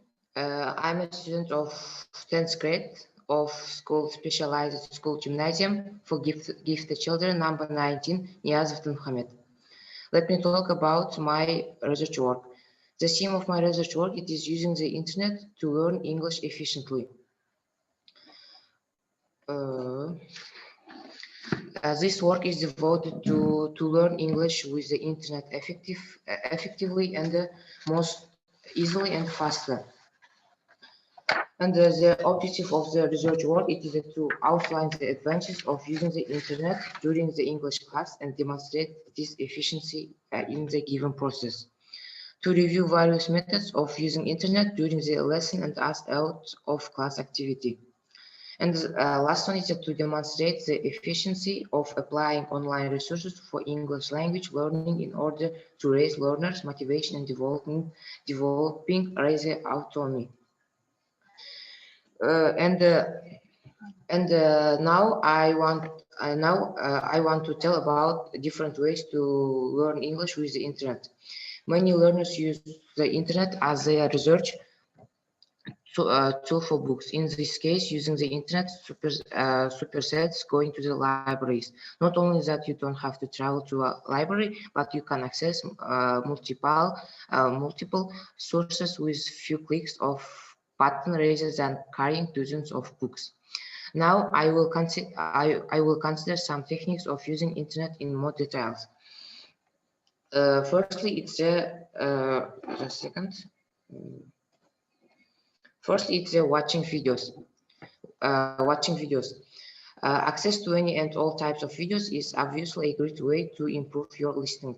Downloading movies and English teaching videos are all excellent. But how about using the resource in different ways? How lyrics coming up on the screen, subtitles or talks. This is a very interesting innovative resource for talks. If you enjoy the visuals of diary style video, then make use this medium because it will give you access and training to listen more and natural speech. And the next one is the dramatization.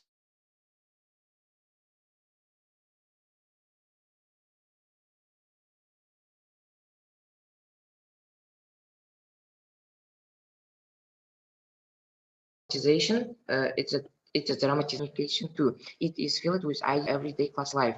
Dramatization allows students and teachers. Using the technique is one of the most common and successful approaches of teaching English, in which students are familiar with the situation, with their roles, and learn about the world around them. And the next one, it's using social networks in English learning. Social network we use on daily basis to keep in touch with our friends and family are some of the best ways we can study our English skills. For example, WhatsApp, VK, Instagram, Telegram, Twitter, Facebook, YouTube can be a great place to meet and share tips with other people who are learning English. These tools are called social media and today play an important part in media. For example, let's talk about Twitter. Twitter is a very popular social network site in the world, and they can be very useful. For example, you can follow any English-speaking person. It will provide daily English phrases, new words, and chance to have questions answered. Next social network site, it's a Facebook. Facebook is a great example of a place where you can meet English learners from around the world and find useful links related to English study. And the last one is the YouTube. YouTube is a fantastic place to learn English. There are literally thousands of videos that can help you practice. Search for something like English study. For example, in the YouTube we can watch TED Talks and films with subtitles, of course, in English, and watch music with lyrics. Next one is the educative sites. Using different educative sites also helps English skills. For example, educative sites, we can check our skills with educative sites. For example, with BBC website and a lot of websites. And the next one is online games. Online games, it's just games. Games, it is a natural means for children to understand the world around them. Therefore, it should be part and parcel of their learning, including the learning of foreign language. There are many have advantages to using the game in the classroom. First one is the games are welcome break from the usual routine of the language class. They are motivating, challenging. Learning a language requires a great deal of effort. Games help students to make and sustain effort of learning, and they create a meaningful context for language use. And the next one, it's the last one, listening skills development. It's just listening to podcast. A podcast is an episode series of digital audio or video files which user can download in order to listen. They are an excellent way to work on your listening skills, as you can listen to them as many times as you want to. And writing skills development, it's communication in virtual reality is carried out using email, which for mastering in cultural competence can be used as follows. Establishing friendly correspondence. And challenges, participating in internet challenge. Nowadays, all people in the outside internet know about different challenges becoming popular. Challenging is a genre of internet clips in which user performs a task on a video camera and places it in the network, and then offers to repeat this task to his family or unlimited circle of users. For example, there is a by challenge in our country. This is a poetic rally race, the participants of which read the words of the great Kazakh poet and thinker Abay Kunanbayev. Challenge is devoted to the 175th anniversary of the birth of Abay. And out of all the methods of using internet, we think the most effective and the most frequently used on our lessons are watching videos, dramatization, using social network cycling, and online games. And online games.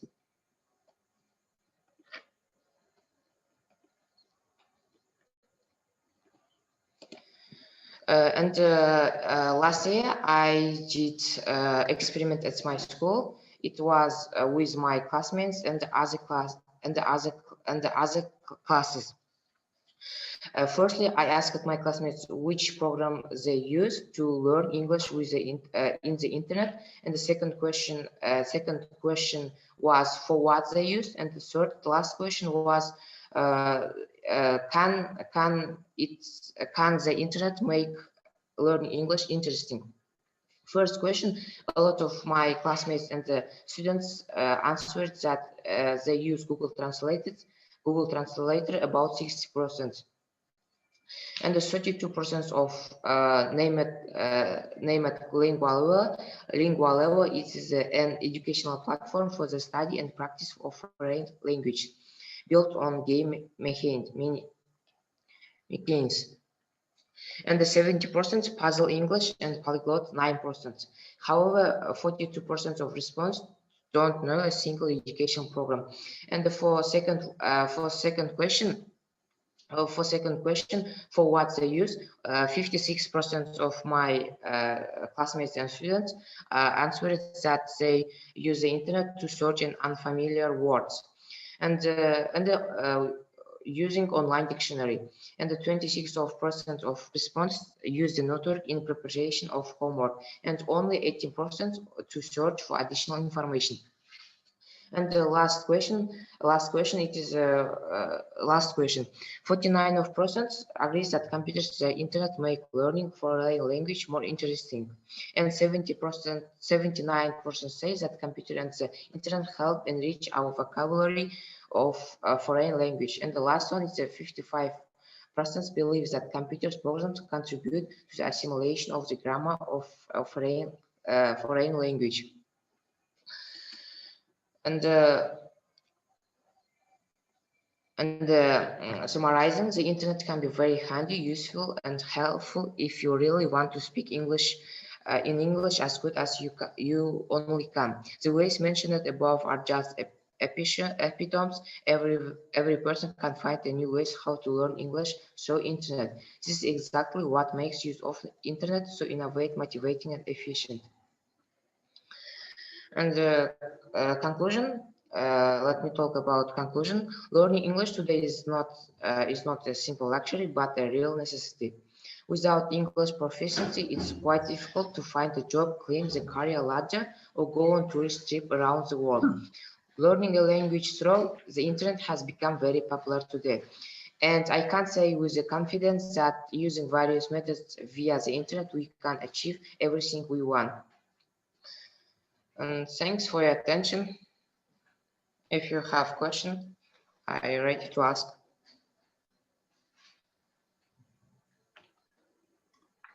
To answer, yes, not to ask. You are ready to answer, yes? Yes, yes, yes. Okay.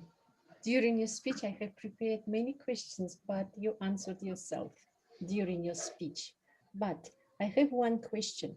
You have said that you analyzed that children prefer to use games, online games, in order to learn, for example, English. But in the result of your research, you have showed that 32% of people prefer to study English on Lingual. Yes, Lingualeo. Yes, you see it here. Yeah, and 17% puzzle English, yeah, but you don't see here, as you said, about online games.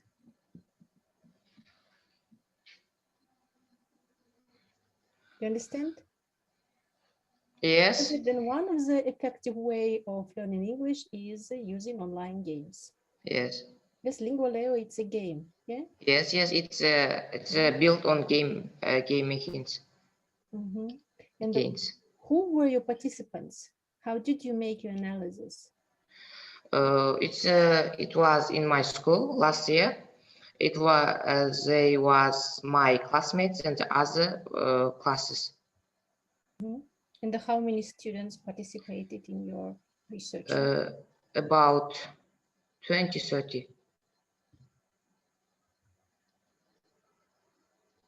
And what kind of methods did you use in order to make your experiment?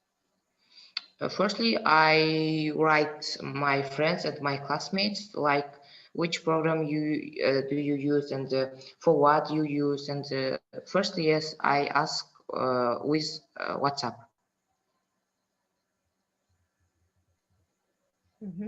And then at last you decided to make an interview using different types of instruments, yes, digital instruments. Yes. Okay.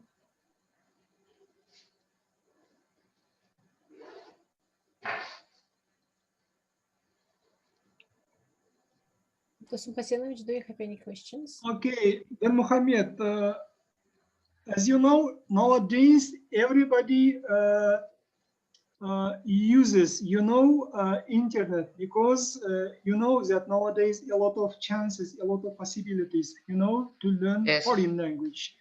My question is, which one is more successful? For example, you listed here YouTube or podcasts, BBC channels, you know, which one is more successful, more useful, fruitful, helpful? Yes, which most it is YouTube, I think, because with YouTube we can develop our listening skills and reading skills and a lot of, for example, speaking skills. Okay, good. Thank you very much. Thank you for your presentation and for your speaking. Thanks. The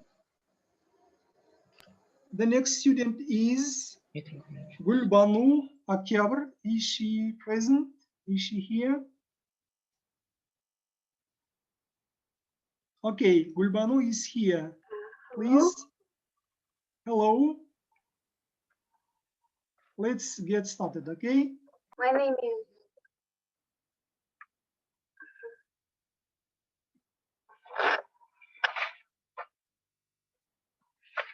is Gulbanu. I am student of the 9th grade. Traditional Kazakh clothing. Annotation to determine the kinds and importance of the traditional Kazakh clothing, to analyze the origins of traditional clothes, and to prove the necessity of knowing national clothes to younger generations. To collect the found of materials about traditional Kazakh clothes. Content. Introduction. 1. Kazakh traditional clothing. Basic parts and kinds of clothes. Conclusion. Literatures and resources. Introduction. This is the topic of a research project is the traditional Kazakh clothing. At first, in this work, I talked about the clothes of the Kazakh people. For example, about why they went like this, then their types are appropriated. For example, varieties of women's clothing are varieties of men's clothing, then generalized forms of clothing such as internal clothing, outerwear, shoes, hats. The most beautiful clothes are the clothes of the nation, say the great man.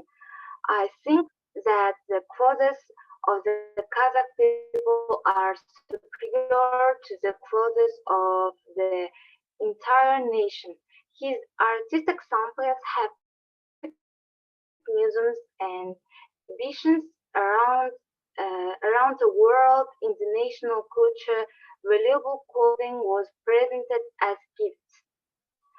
National clothing of the Kazakh people samples of clothing taking into account economic and climatic conditions and wishes that correspond to ancient traditions. Clothing is made of wool and silk fabric, felt leather from inside, especially expensive skin of Kazakhs, sages, tigers. In the past, folk craftsmen made various clothing that are typical of the Kazakh people, comfortable to wear. Main types of clothing: headwear, outwear, internal clothing, footwear. Headwear for men: börek, тымақ, малақай, қалпақ, тақия. Headwear for women: кимешек, жаулық, бөрік, сәукеле, тақия. Headwear for men: börek is one kind of spring and autumn mole headdress. Kazakh men and women use it to wear different skull caps, taqya. Tamak is a traditional men's headwear meant were worn in winter. Malaqai, winter headdress. Headwear for women.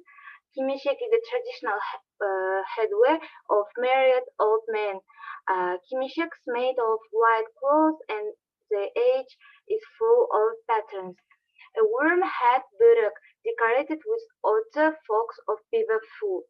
Kazakh women's national bridal headwear, saukile, which is high 70 centimeter conical hat, is of particular importance. The most expensive of them were evaluated in hundreds of selected horses. Taqia for men. Taqia are with ornament and without ornament. Taqia for women. Types of Kazakh traditional clothing on the use daily, fashionable. The season of the year: winter, spring, summer, autumn, by age and gender. Clothes for babies, for children, for teenagers, for women, for daughter-in-law, for young boy, for aksakal. Internal clothing, shirt, dress, trousers, pant, vest, outwear, shapan, tons, footwear, mesek, kebs, women's footwear, men's footwear.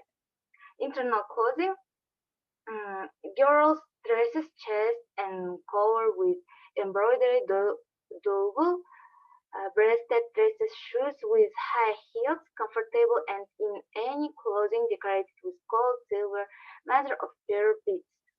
National clothing of Kazakh women consists mainly of dress, kimishek, jalok, zakiri, takyaka, yeke, kebes, vest. Women's suits become narrow sleeve, embroidered, decorated with each flower white plentiful.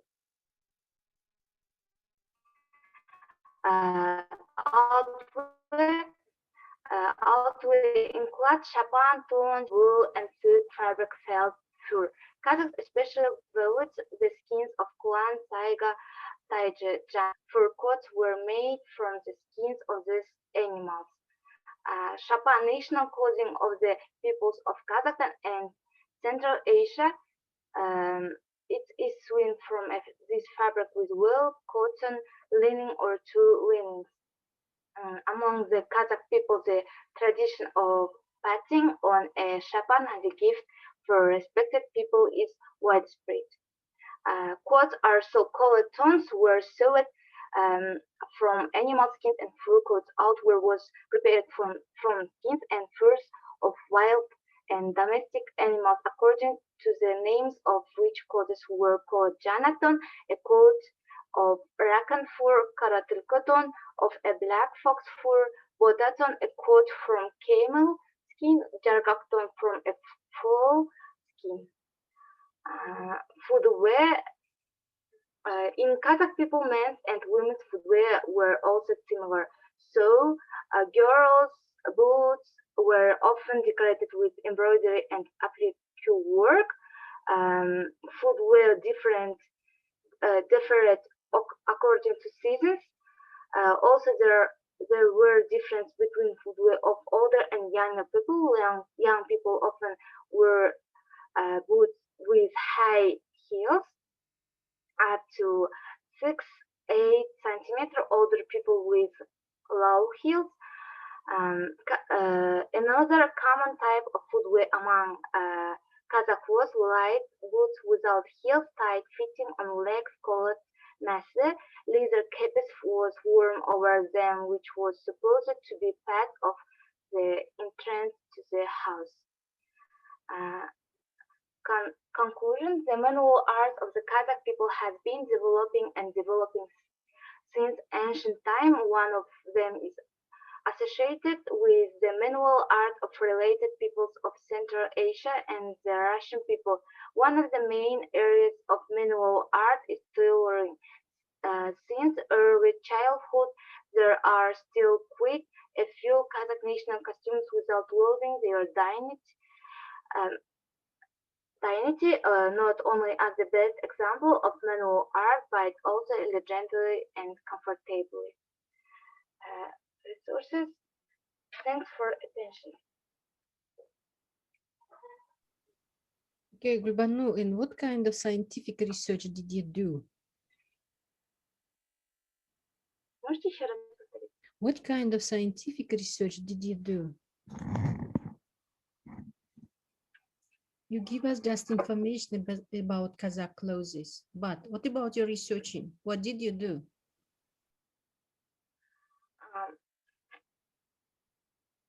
Вас плохо слышно просто.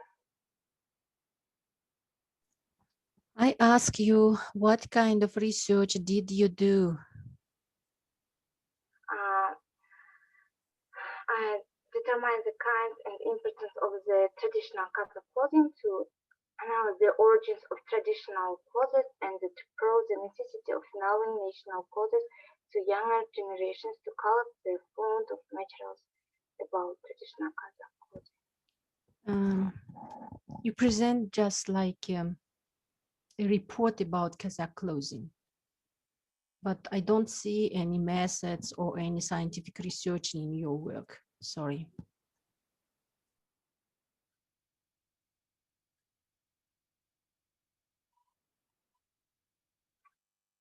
Досым Хасенович, if you have any questions. Жақсы, рахмет, Гүлбану. Гүлбану, just one question. What is the aim of writing such scientific project work? Okay? What was your aim? Сіздің мақсатыңыз не болды? Нені көрсеткіңіз келді?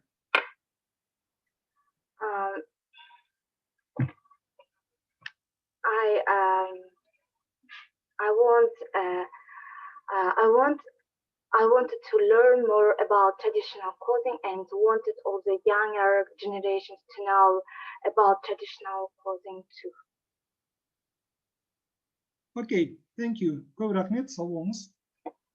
Құрметті студенттер, біз қалған студенттерді кішкене нақтылап алайықшы, өйткені жаңа ғана бізге хабарласты, біз тек қана ағылшын тіліндегі мақалаларды ғана қараймыз, жұмыстарды, проектный жұмыстарды ғана қарайтын боламыз. Сондықтан да, уважаемые студенты, давайте еще раз определимся, да? У нас теперь кто по списку сейчас идет? У нас так, те студенты, которые там не были или поздно пришли, поздно зашли, да, тоже будем учить. Досым Хасенович, да? Давайте мы прослушаем, давайте мы прослушаем по нашему списку Джебесинову Асель, которая осталась. Дальше идет Калдыбек Аружан и Мусулим Нуршат. Да, вот троих нам надо прослушать, а потом уже решить с остальными. Нет, Алднала, давайте кто еще там по списку посмотрим. Да, вот трое, вот трое следующие стоят, потом уже опоздавшие, по-моему, есть. Дамир и Казиев Ерик. Можно, да, услышать, да, имя, фамилия. Дайте, пожалуйста, кто опоздавший или... Фамилия как? После Каратанов Дамир и Казиев Ерик. Я съезд Балмора. После деген жоқ, қыздар, сіздер с опозданием или как-то поздно зашли, давайте список бойынша, Это Балмора, да? Съезд Балмора. Так, Балмора, название қалай, кстати, мақалаңыздың проектной работы? Менікі ма? Номеріңізді айтыңызшы, номеріңізді. Да, Балмора, мені тыңдап алыңыз. Сіздікі былай аталады екен, Балмора, да? Балалар фольклоры, ағылшын және қазақ тілдеріндегі салтқа қатысты, Сізді, Балмора, біз ертең тыңдаймыз, жақсы? Сіздікі қазақ тілінде жазылған жұмыс қой, солай ғой, Жоқ, менікі аралас. 80%. Дұрыс, аралас, яғни ертең. 80-85% ағылшын. Ертең мен өзім... Жоқ, жұмысыңыз қай тілде жазылған? Қазақ тілінде жазылған ғой. Аралас, көбінесе 80-85% ағылшынша. Жоқ, представлено. Досым Хасенович, да. Барлығыңыздікі тіл білімі, языкознание. Сондықтан да үш тіл бірге қаралады, Сізді біз ертең қараймыз, бүгін сізді қарай алмаймыз. Жақсы? Ертеңге жақсы дайындалыңыз, Ертең осы комиссия ертеңде болады. Қарлығаш отыр ғой, бізде, Отыр. Қарлығаш, ертең осы кісілерді жаңа солай деді, бізге, Тақырыптарыңыз қазақ тілінде болса, қазақ тіл білімінде қорғайсыздар. Тақырып орыс тілінде болса, орыс тіл білімінде қорғайсыздар. Досым Хасенович пен Мадина Жаңбырбаевна екі комиссияда да болады. Апай, кешіріңіз, бізге басында айтқан, то, что біз бүгін айтамыз. И мен просто екіден бері отырмын. Жақсы, енді екіден бері отырсаңыз, демалыңыз, ертең жақсылап тұрасыз,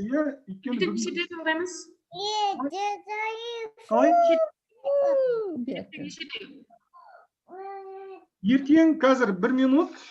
Ертең таңертең басталады. Окей. Ертең сағат ертең оны, Так, 16 секция ертең таңертең сағат 10-да басталады екен. Балнура, түсінікті, Сағат 10-да басталады. Қазір шыға беруіңізге болады, демалыңыз, Сізде басында дұрыс ақпарат. Досым Хасенович, мы тоже выступаем у нас на английском. На английском языке обязательно будем услышать, окей? Да, все хорошо.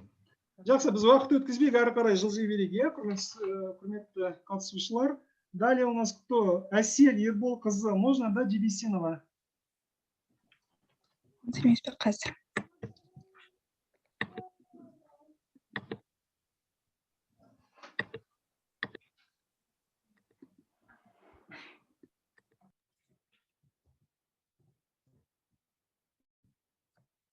көрініп тұр ма? Да, Әсел, көрініп тұр, рахмет.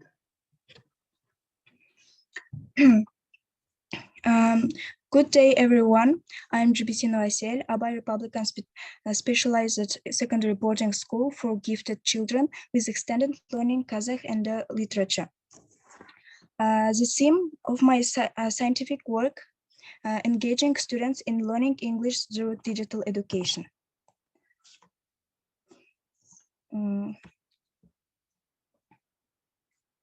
Introduction. The number of online platforms for distance learning is growing, and the number of users is also growing. Distance learning is still a relatively new concept and takes time to adapt to those who have never done it before. The objective of the work. In the current situation of distance learning in English, the ability to find a way to the goals of the language learner, to make the learning materials realistic, to implement them from a simple to complex systematic approach. Outcome of the project. Improving the level of distance learning by meeting. Асель, вы должны видео включить. Вы не можете без видео выступать. Вас же предупредили в начале защиты проектов.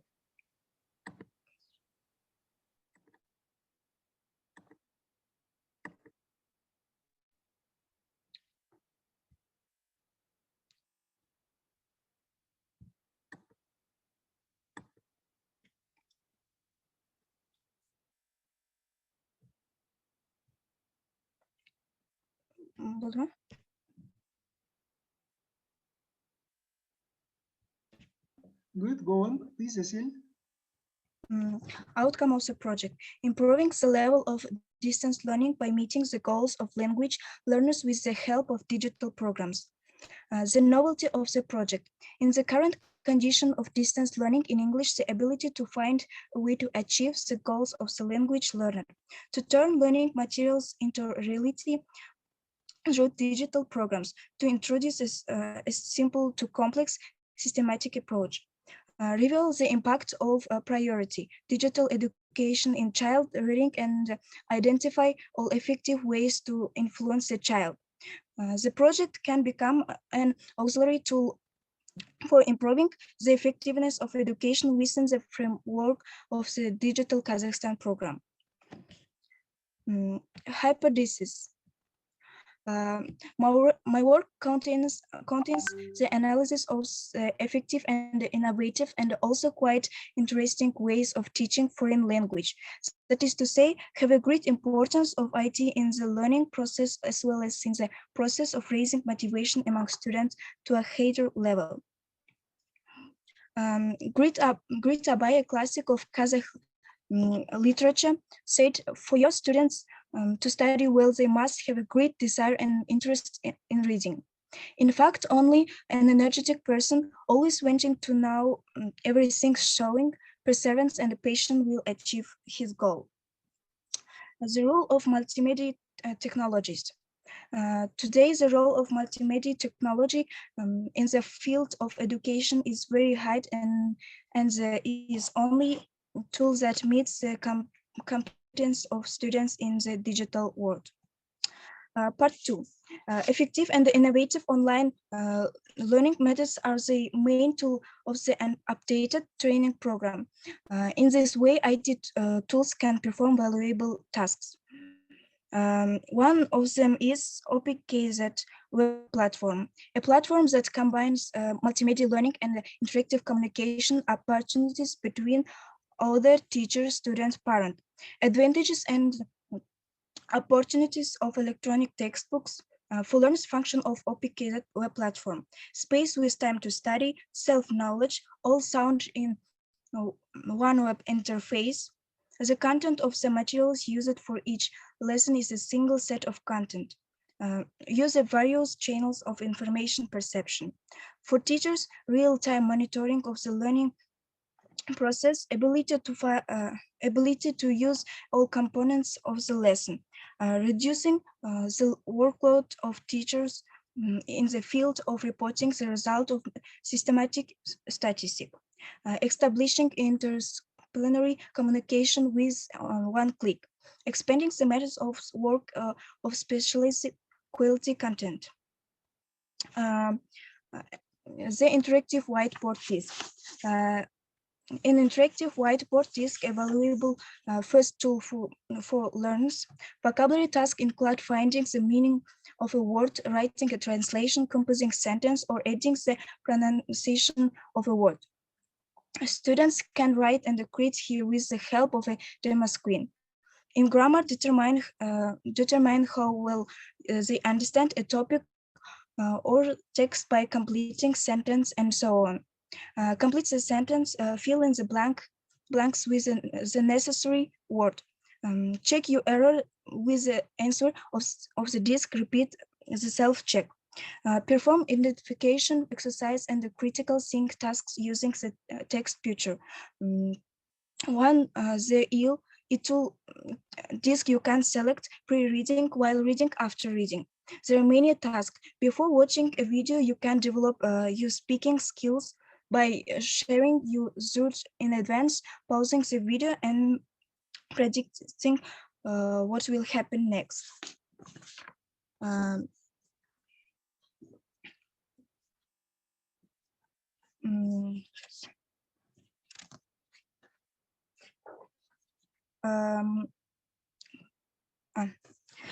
In the first picture, you can see translating and giving meanings of words. In the second picture, completing sentence using the reported speech.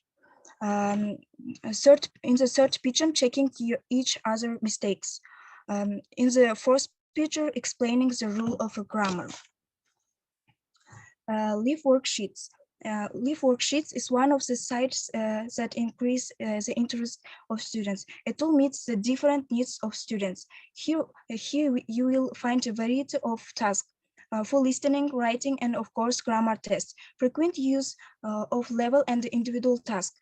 The result of the tasks are evaluated immediately.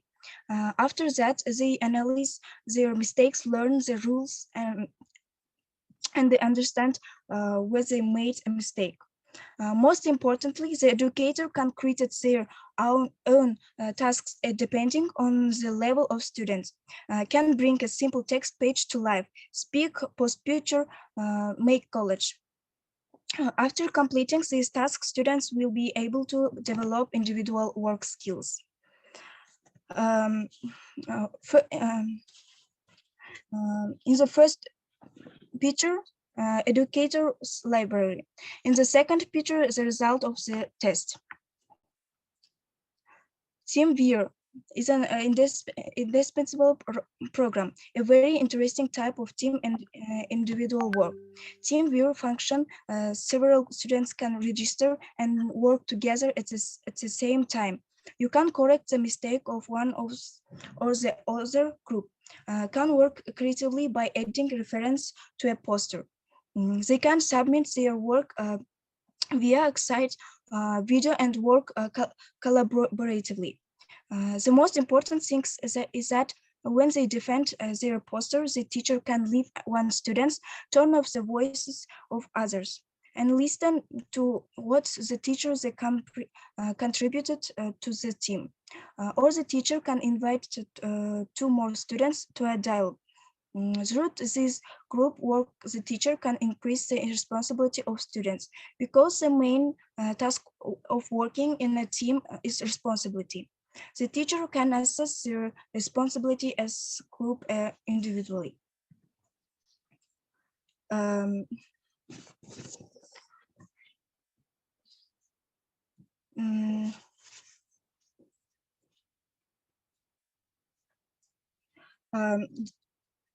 In the first picture, the given team task and the students are correcting them. In the second picture, Ibrahim is going to make a poster.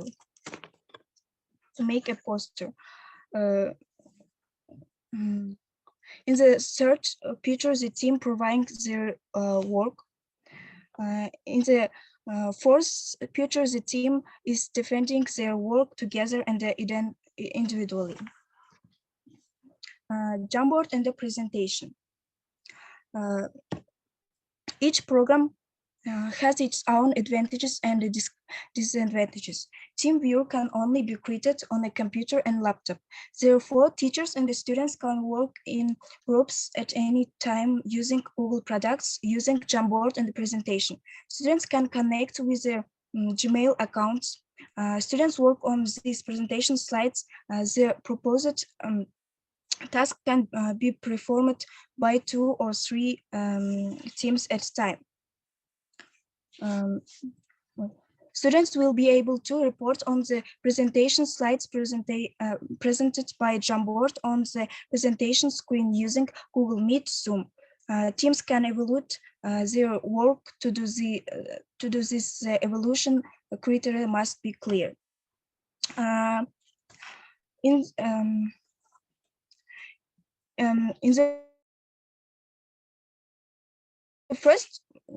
the first pictures, teachers sending me and my classmates the reference of presentation, and we are joining.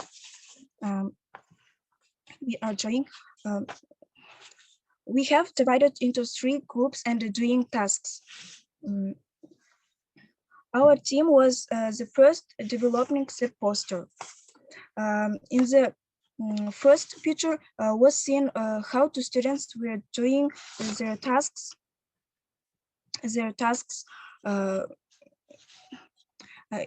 in one time while we're defending our poster. Quizzes, interesting online testing program. Quizzes is a reliable web-based student assessment tool like Kahoot. The quiz attracts the attention and the aspiration of students. On the one hand, takes the form of an intellectual game, and on the other hand, develops the skill of responsible approach to the lesson, the ability to accurately assess knowledge and creatively pursuits. During the lesson, you can create brainstorming tasks, ask open, closed question, and get answer in a limited time. You have 28 seconds to select the correct answer. 28 seconds to answer each question helps students to think faster, make quick decisions, and improve their memory.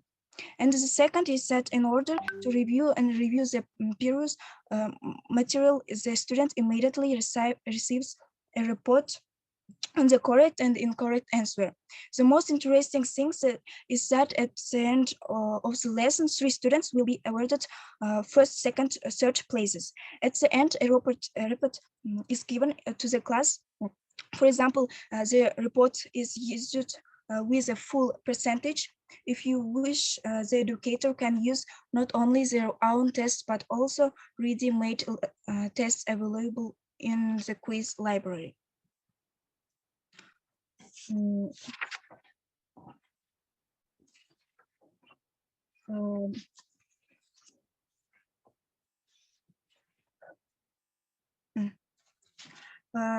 the first, you can see educators library, and second pictures, the test begins, and third, in the third pictures, the picture shows how many students have already completed the task, and there are 12 seconds left and students is still thinking.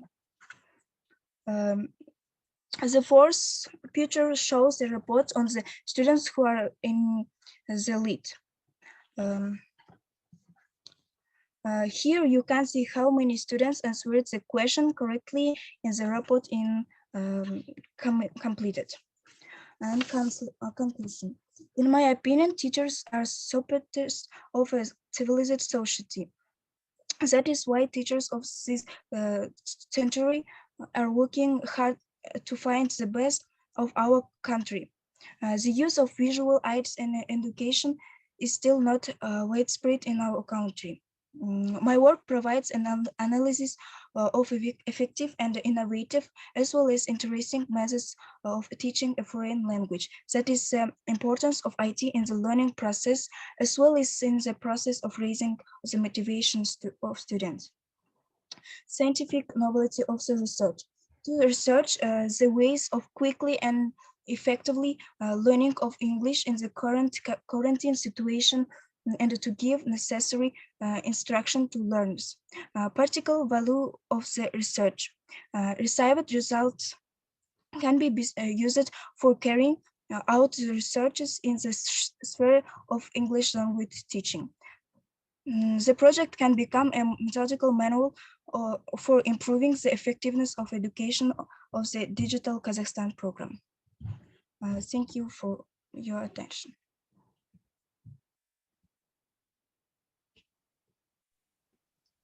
I see. Tell me, please, what ways do you offer in order to engage students to learn English? Қайталап жібересіз бе? Естілмей тұр сіз. What ways can you offer in order to engage students to learn English?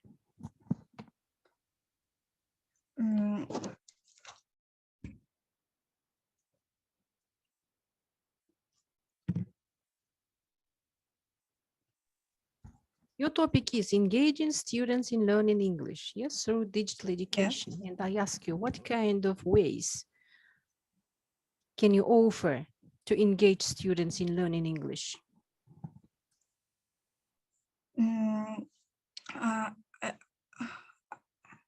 I took two directions of distance digital education, online platforms, sites, and the methods of their activation.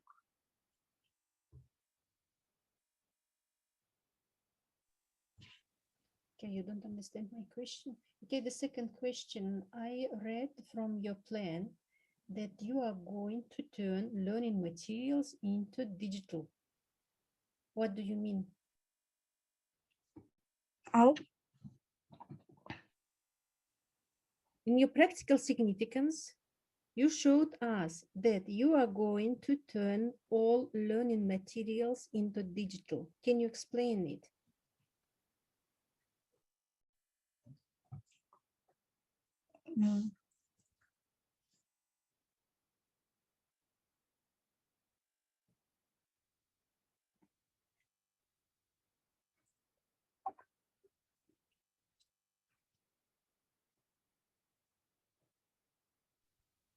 Do you understand my questions?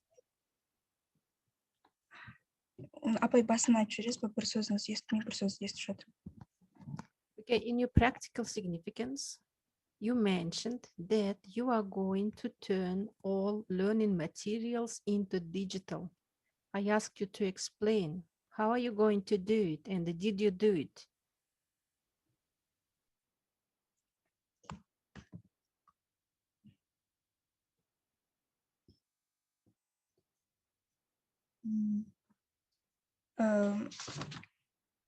Improving the level of distance learning by meeting the goals of language learners with the help of digital programs.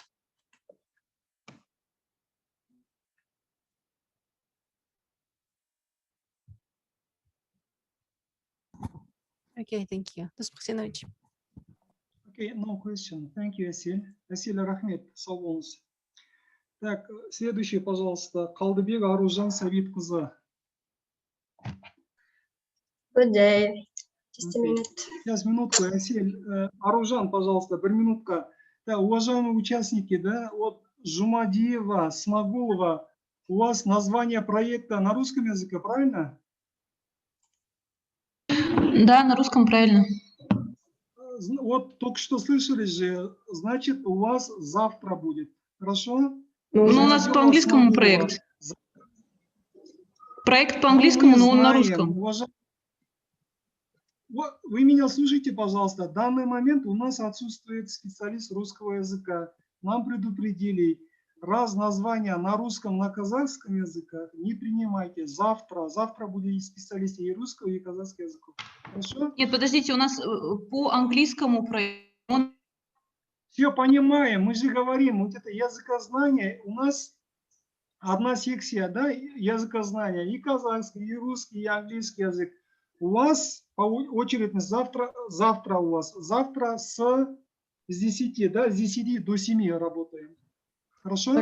Уважаемые Пожалуйста. участники, вас предупредили, да? Если ваши темы представлены и предъявлены на русском, на казахском языках, значит заслуживание завтра.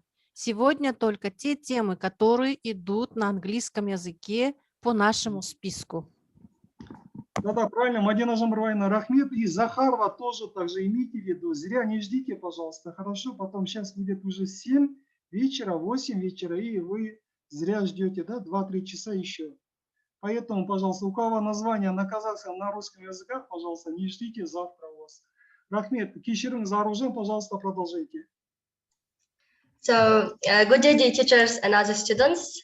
My name is Kalbek Aruzhan. I'm the student of the 11th form of Special Boarding School number 4 of Taragash region. The theme of my research work is transition into the Latin graphics, its historical basis and future requirements. My scientific advisors are two teachers. One is a teacher of English and second one is a teacher of Kazakh. They are Balkambek Vaynur and Suleiman Sultan. Before presenting my theme, I would like to draw attention to photos of these two beautiful ladies. Do you know them? Like, actually, can you see my presentation? Yeah. Okay, Aruzhan, good. We see. Like, just a minute. Так, пока Аружан проверяет свою презентацию еще раз, можно немножко тоже прерву? Я бы хотел узнать, есть ли сегодня дети, которые отсутствовали, или все по списку прошли у вас, которые у вас по английскому языку? Слышно меня, да? Пока все нормально, Аслхан, пока все нормально. Есть ребята, которые с опозданием пришли, они ждут, и сегодня будем слышать всех. Сейчас кто выступает? В данный момент Аружан Калдыбек выступает. Секундочку, Калдыбек Аружан, да. Все по списку в порядке очереди, да, идет, как в таблице онлайн, да? Все нормально идет. Ага. Вот это Бергибаева, Алуа, Абдир, Анель и Верпет, Алина, вы их заслушивали? Кого? Еще раз повторите. Бергибаева, Алуа, Абдир, Анель и Верпет. Бергибаева, Алуа не можем, потому что нам предупредили, у нее название проекта на русском языке, завтра будем услышать. Ага, все, понял. Теперь еще хотел вопрос задать. У вас, получается, сейчас Муслим, Нуршат осталось, и все, правильно же, на сегодня? Муслим, Нуршат и, да, еще по-моему, с опозданием, да, если это есть. Мордашка Полина. С опозданием. Полина, да, Полина с опозданием. Полина с опозданием, да? Нас просто поздно добавили. Нет, я понял, опоздание. Хорошо, Полина. Все, извиняюсь. Извините, можно спросить, если у меня название на английском, но сам проект, название на русском, а сам проект на английском, то когда выступать? Завтра. Это Алихан Булат, да? Да, у нас просто название на русском, но сам проект на английском. Все понятно, завтра. Угу. Хорошо? Завтра во сколько? Завтра с 10 работаем. Аружан, все, продолжайте. Все хорошо. Okay, thank you.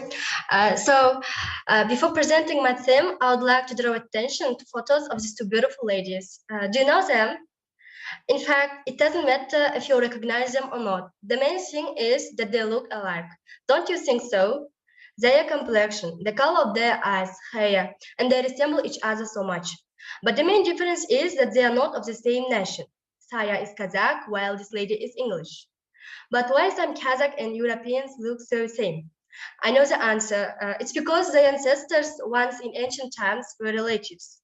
The Anglo-Saxons derived from the Sax tribes, which are considered as our Kazakh people ancestors. And in this research, I'm going to prove it to not only these photos, but also taking various opinions, researches, and works. Why do I need it? It's because our Kazakh alphabet is going to change into the Latin graphics, and knowing that will help to us to transit into the Latin graphics more easily. So let's investigate our matter step by step. The topical aspect of the research work is to study and compare various opinions about the importance of the transition into the Latin graphics. Oh my God. Can you see my presentation? No, just you.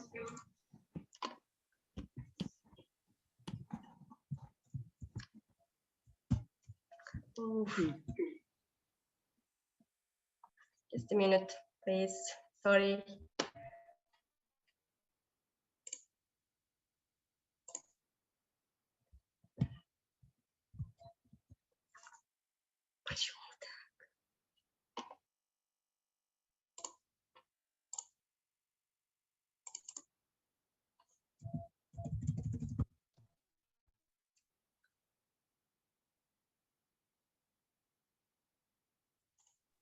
Ружан, Кешіріңіздер.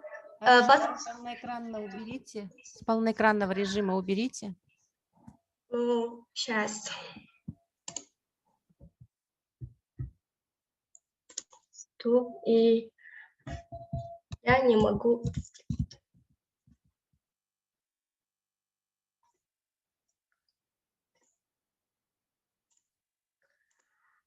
Кешіресіздер, басқа келесі адамнан сұрай берсеңіздер бола ма? Мен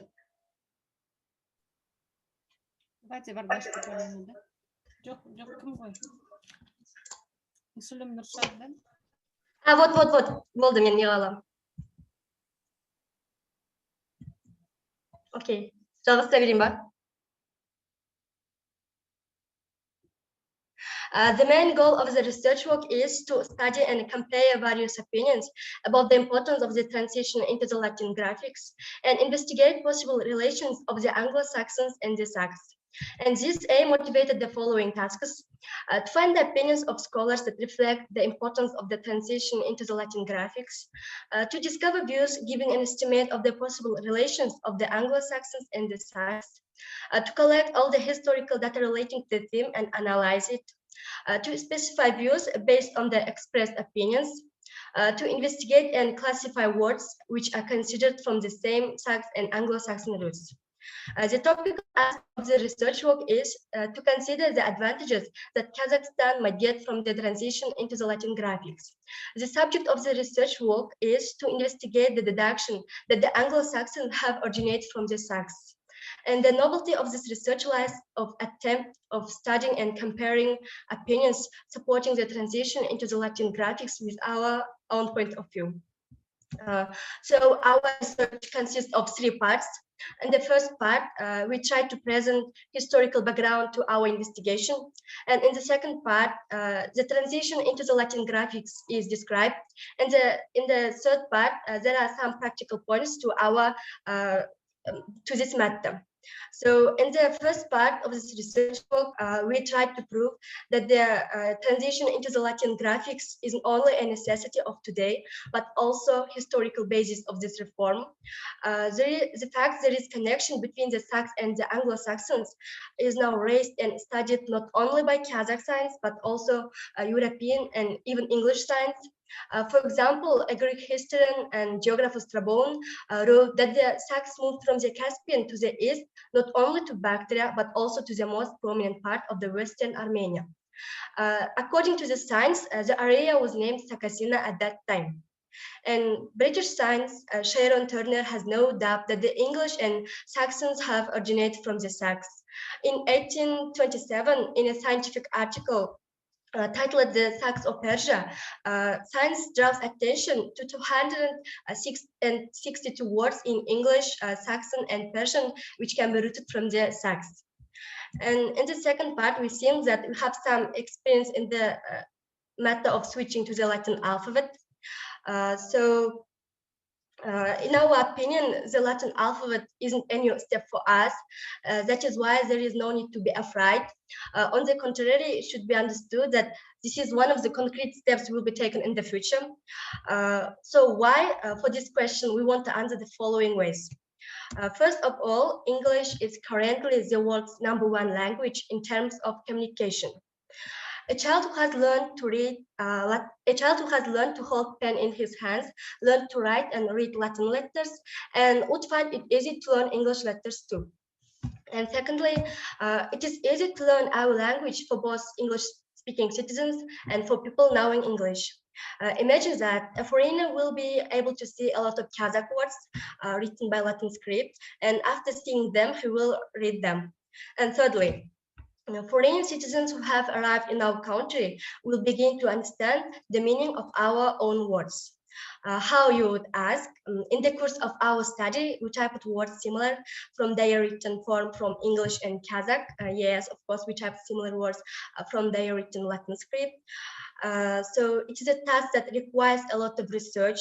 We had to remember all the original Kazakh words, and where did we find those words? We looked through all the dictionaries, and as a result, we can say we have faced with big news. During the research, we could find about 90 words identical in spelling and meaning. So the interesting thing is we have divided them into two groups. They are noun-based English words and verb-based English words. And here, table 1, here you can see noun-based English words and their meaning of the Kazakh language. Here you can see 14 noun-based English words, but you can find such 57 noun-based English words in our scientific research work. And in the second slide, here is table 2. Here you can see verb-based English words and their meaning of the Kazakh language. Here you can see 14 verb-based English words and their meaning of the Kazakh language. But you can find such 24 verb-based English words in our scientific research work. Now I will show you a couple of examples. For example, take the word manier, which means manner. Based on Latin graphics, this word is written as manier. A transcription in English is manner. It is read just as manier in Kazakh. And both in English and Kazakh, the reading and the meaning is the same. Now let's consider some adjectives. For example, take the word good. That is the English word good, much to our relevant word hot. There is a proverb saying, if a good guest comes to the house, the sheep will be found by twins. So is it possible to replace the word "kutta" in the Kazakh proverb with the word good? Of course, we can replace, then there will be no semantic change in our opinion.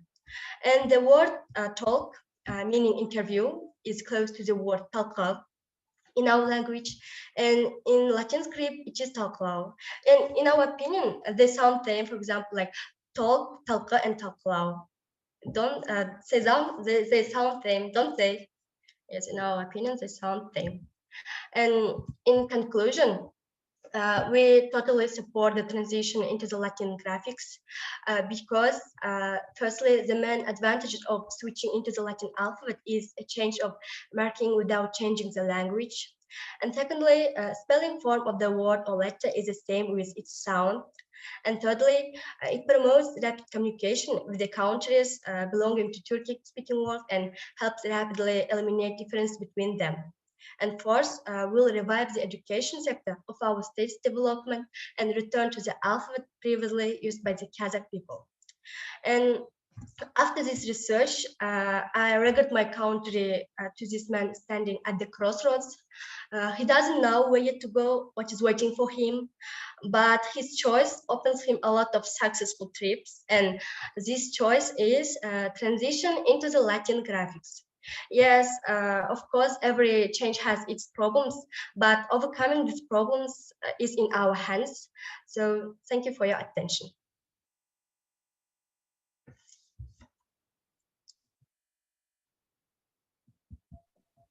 Thank you, Aruzhan. Thank you very much.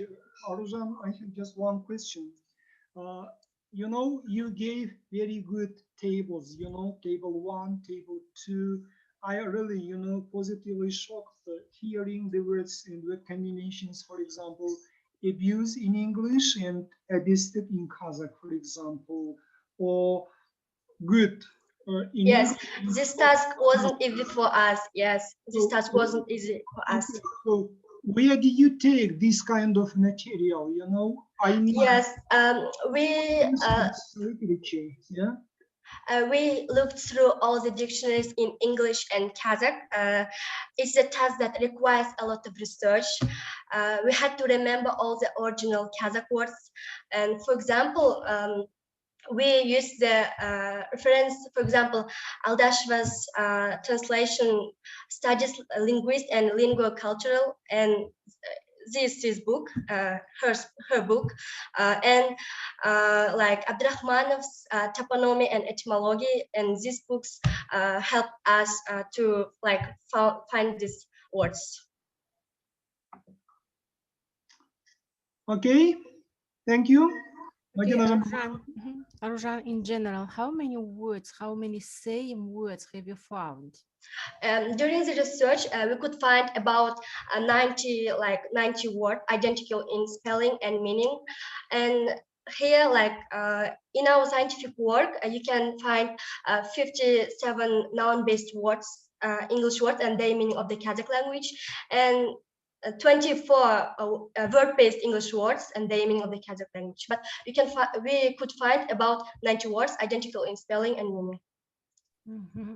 And we have divided them into 2 groups. Okay, what do you mean 2 groups? They are like verb-based words and noun-based words. Mm-hmm. Okay, but you didn't analyze about the groups, I mean by topics, no? Yes, like. Okay, and Aruzhan, at the beginning of the presentation, you said that you are going to make or interview or ask scholars about their opinion. And did you do it? Yes, for example, I like geographer Strabon wrote that the Sacs moved from the Caspian to the east, and I said like Sharon Turner. I said like his opinions about the Saxons were originated from the Sacs.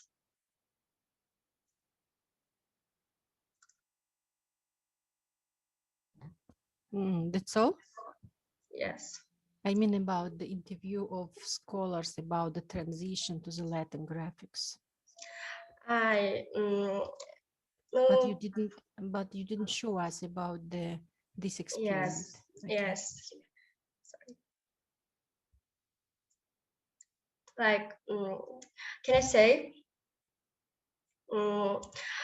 Our like first president Nursultan Nazarbayev, like the law about the transition into the Latin graphics was signed in 2017 by Nursultan Nazarbayev, and it was said like whole Kazakhstan will have transited into the Latin graphics by 2025. But our president Kassym-Jomart Tokayev thinks that this idea was great and this is important for our country, and he says that like transition, like we should like transit into the Latin graphics without any like rush, and this is important for our country. And he says that we should like we should analyze this together with all the science of Kazakh National Academy. Okay, thank you. Thank you for your attention. Thank you. The next student, please, Muslim Nurshad. Is Nurshad present? Okay, I'm afraid that Nurshad is absent. The next student is Polina, yeah? Yeah, I'm here. Polina. Okay, Polina, please, let's get started, okay?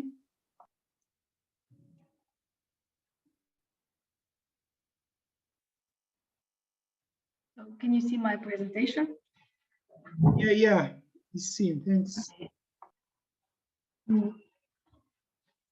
Good afternoon. My name is Polina Martashvili, and my work is about the role of foreign holiday events in the process of teaching English.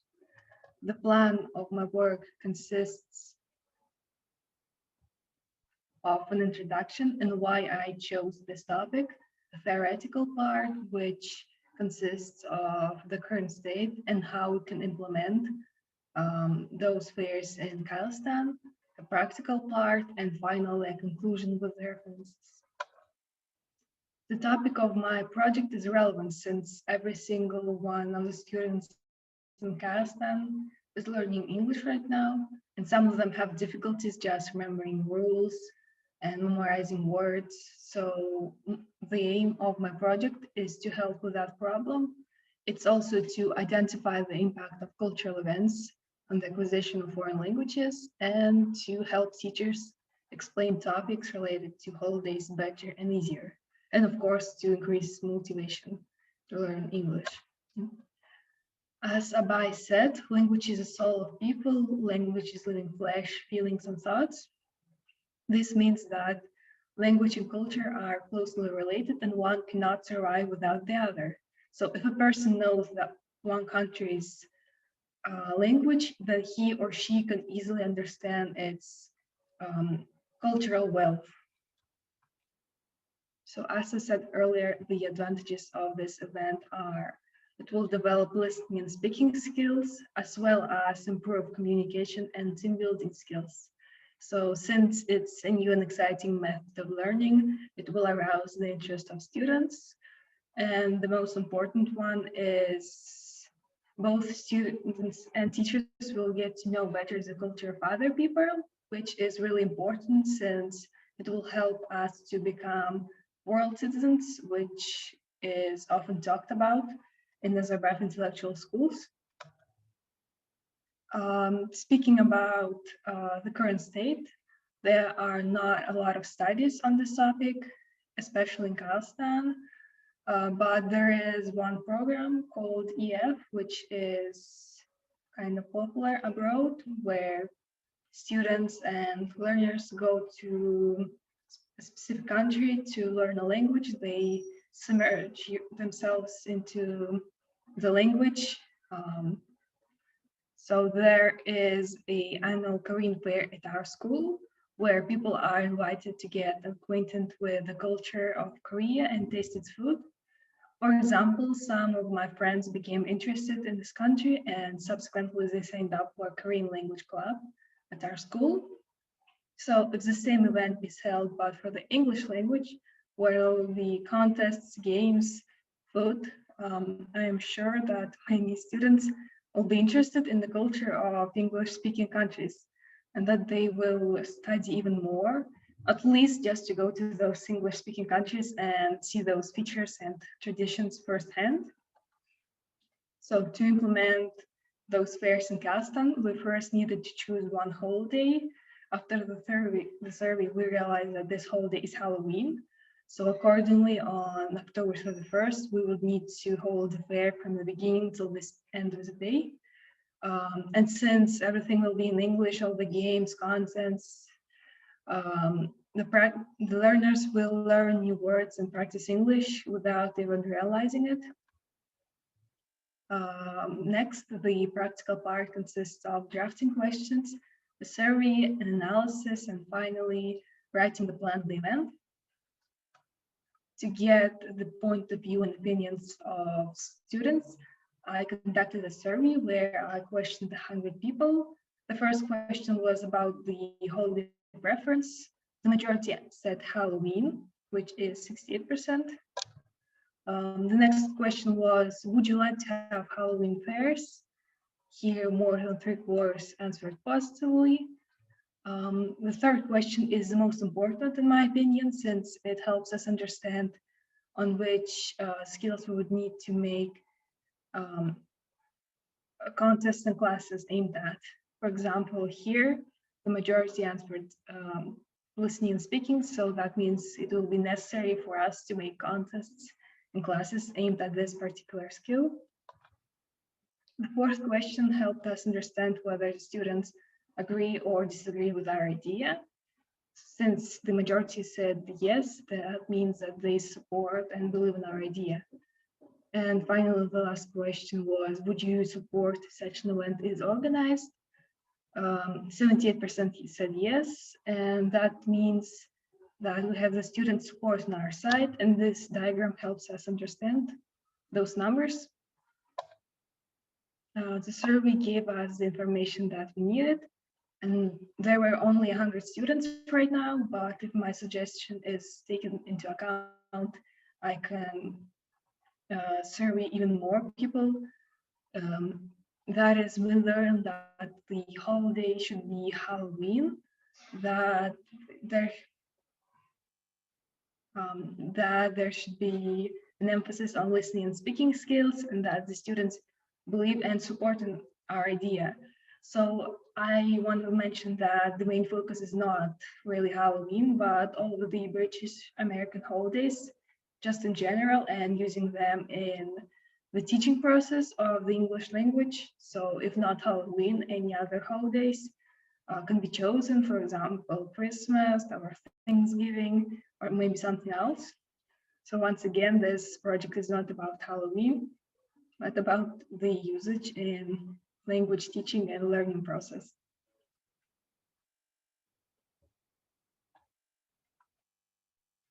In order to implement this method in our school program, I have created a plan for those pairs. To summarize, it includes both educational and playful games. Playful games are rebus, crossword, word search, which are meant to just lighten up the mood, make students excited. And educational games can be like find this translation or memorize the word, which are meant to help students understand English better and practice their language skills. Another great example of an educational game is we can put in a video, and after intense, we ask questions, the answers to which were in the previous video. And whoever answers correctly gets a sweet prize as another motivation.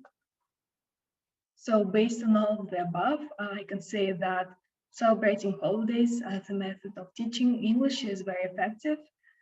Foreign holiday events such as Halloween or Christmas were always interesting to teenagers, especially right now with all of the social media apps like Instagram or TikTok.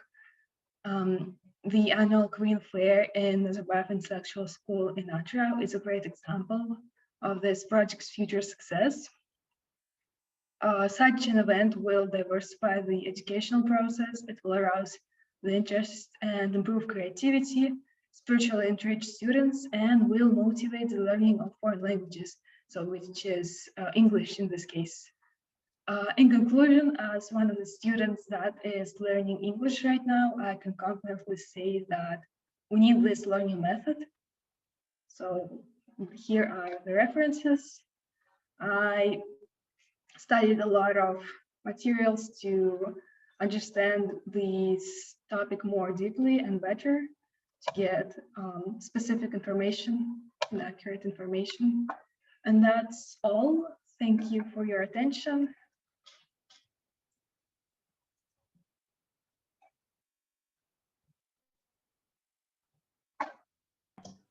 Okay, Paulina, thank you very much for your presentation. So as we see that your project title on foreign holiday events, yeah? So you noted in your presentation that 83 respondents, agreed that they pay great attention on holidays. I mean, American British holidays, Halloween, yeah? So my question is, what materials did you use, or texts, maybe videos, in order to give to your respondents, to understand what is British or American holiday Halloween? Okay. First of all, to survey all the people, we used an online service called SurveyMonkey. Since we couldn't really go out questioning people because of the pandemic, and we also sent a kind of link, just shortly saying about all the British American holidays, especially Halloween. But I'm sure the majority is familiar with the holidays. So I hope that answers your question.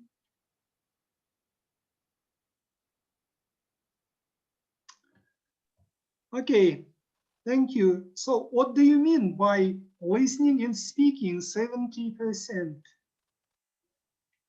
What do you mean? What materials or kind of maybe kind of materials, maybe additional material resources? Can you tell us? So there are in Nazarbayev Intellectual Schools, especially here, there are four main things that you need to learn in order to be better at learning a language, which consists of listening skills, speaking skills, reading skills, and writing skills. Here I ask the students about how which skill is better and more effective for them in terms of learning a language. Here the majority said listening and speaking, which means we'll need to make an emphasis on those listening and speaking skills. For example, turning on a video or speaking is the best way, like create a dialogue is a simple example. And the minority said writing and reading. So 50% said listening and speaking, which means that we'll need to make contests and classes, as I said, aimed at this skill. Okay, thank you, Polina. Polina, I have a question. As I know that Halloween is a very popular holiday, yes, in Great Britain, and all people, all students, all children know about it.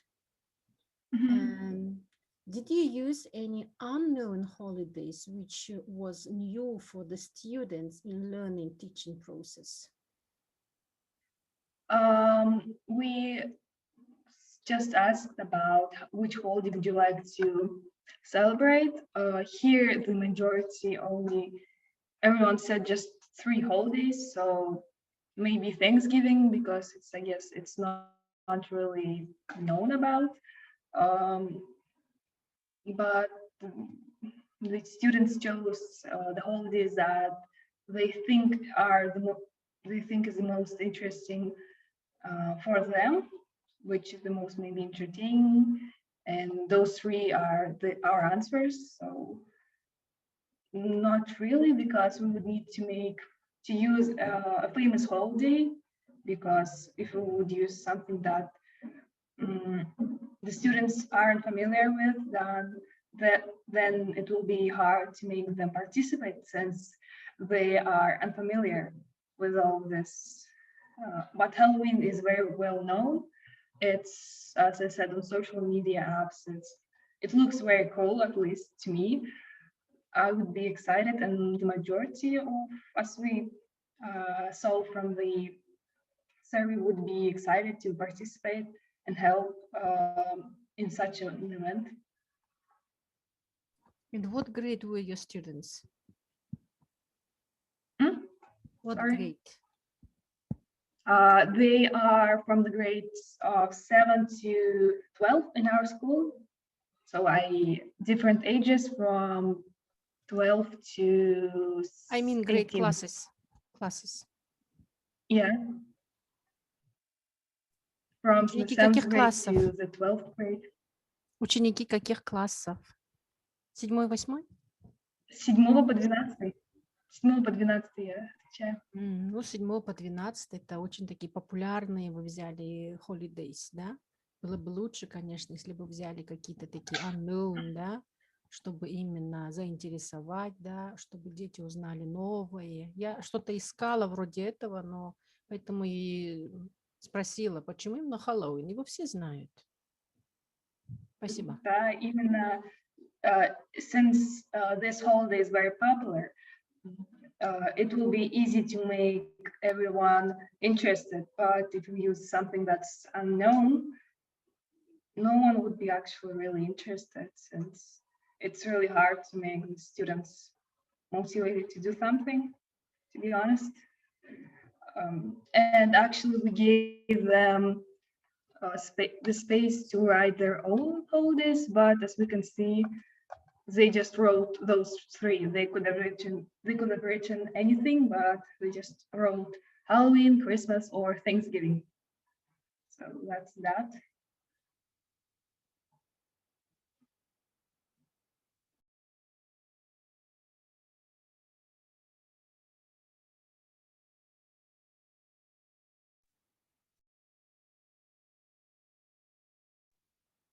Юсуп Хасенович, следующий.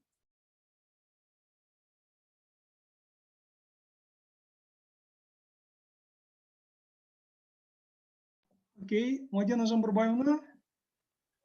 Okay, thank you. Thank you for your attention. Okay, thank you. Bye. Goodbye. The next one, Abdurrahman Arnur and Mudyarov Abdul Kerim, yeah? Yes. 1 second. Could you please share the presentation? For us to do it, Paulina has to end yes. She has to exit share screen.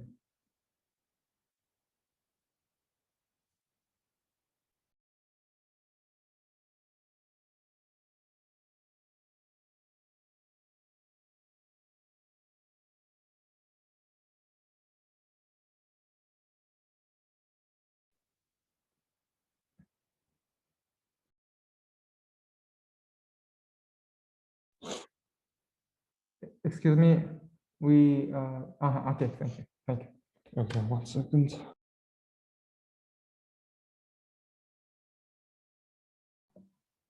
Okay, Arnur, please. Can you see the presentation? Do you see the presentation? Yeah, please. Let's get started. Greetings, judges, and everyone present in this conference. We are students of Atrao Bilim. My name is Arnur. And my name is Abdul Kerim. The topic of our project is the difference of learning a foreign language in virtual and traditional classrooms. So what are we going to talk about? What is this project in its essence? Basically, it tackles two forms of learning environments, traditional classroom and virtual classroom. The former is one we are all used to and the environment in which student-teacher relationship truly thrives. The latter, though, is the most common these days and is known for flexibility in its organization as it does not require physical presence in order to be conducted. We are all aware of the current COVID-19 situation. The pandemic forced students around the world to fully move to online education, which was a challenge to many not digitally developed countries. It especially affected students' language acquisition, as communication in online was apparently different from face-to-face lessons that we were so accustomed to. Therefore, learning languages in such conditions became harder. Understanding the difference and finding solutions for disadvantages of both formats may just be a helping hand our education system needs. That's why our research is of great relevance. And the main purpose of our study is to provide the information necessary to fully grasp the understanding of both formats. Moreover, it presents the data available on the effectiveness of virtual and traditional classrooms in learning foreign languages so that the teachers and students could decide which method is the most suitable for them. Having analyzed multiple research papers, we have come across different questions that we would like to address in our study. They regard the effectiveness of each environment, their advantages and disadvantages, proposed improvements, and their possibility in bringing out a student's potential. Here we provided the key differences that differ between both learning styles. The key differences of a traditional classroom are live learning, feedback, and classroom management, whereas virtual classrooms specifically allow flexibility, the use of back channels. To clarify, those are outputs that connect teachers and students through a platform like a built-in chat, and anonymity. In an attempt to find the answers to the questions, we will frequently refer to research into using technology for language learning by a PhD professor in social sciences, Bindi Clements at the University of London, in which she compares virtual learning to real-life environment based on the data she collected with Wall Street English. In 2018, Wall Street English introduced an opportunity to study in digital classroom to Chinese students. In the research, Clements surveyed them as well as their teachers to see which methods they favored more, online or offline learning. Her findings say that both groups found traditional classrooms to be more effective, although virtual classrooms certainly were certainly more convenient as they offered more freedom in scheduling. And though virtual classrooms are operating on a relatively new technology, the concept itself is over 170 years old, and its origins occur from a correspondence course offered in Great Britain, where the instructor sent lessons and received students' completed assignments by mail. Distance learning was born, and today's online courses are modern versions of their earlier predecessors. The use of computers, however, to educate first arose in the corporate arena during the 1980s, as companies used computer-based programs to train new employees and language learners. The vision and effectiveness for this new medium of distance education was apparent, so it was only a matter of time before it entered the market. In virtual learning experience, it is impossible to avoid using a variety of online platforms. When it comes to language learning, there's a whole category of software that's designed specifically to help with that. The most popular of them being Duolingo. Reverse of Context and Quizlet are also examples of useful services. The first one can translate languages with the aid of artificial intelligence integrated in the platform. And the second is very helpful in memorizing information.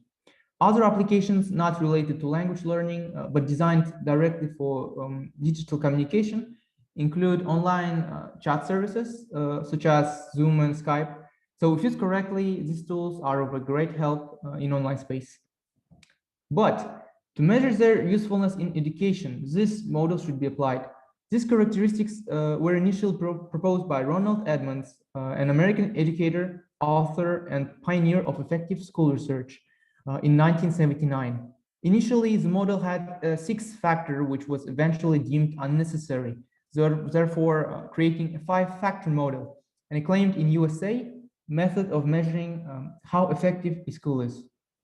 In order to illustrate a better grasp in our research study, we conducted an online questionnaire for Google Forms. The data was collected in the form of a survey from students who are currently studying in the Atraubalim Innovation Lyceum. In total, 69 students participated in the following research, and as a foreign language subject, we chose English classes. The questions were different in response format, as some required to rate lessons from 1 to 5, and others required written answers. Only 3 of them were mandatory, as we felt like not everyone would neither know how to rate the lessons, nor have the idea about the ways to improve lessons. Here you can have a look at the study surveys that we conducted. As a result, 41 of the surveyed students answered yes to all choice-based questions, which is approximately 53% of all responses. This means that more than a half of students were generally pleased with virtual classrooms. Only 10% of pupils expressed their preference for traditional classroom environment, with a couple of them completely disliking the idea of online lessons. Moreover, 26% report having problems with lessons content. Additional data on each question is presented on the given charts. Based on the responses that we received and the project papers that we analyzed, here are the proposed solutions to multiple drawbacks encountered by the students. We will give detailed descriptions to each of them. The most essential thing is to make sure that the content is interactive.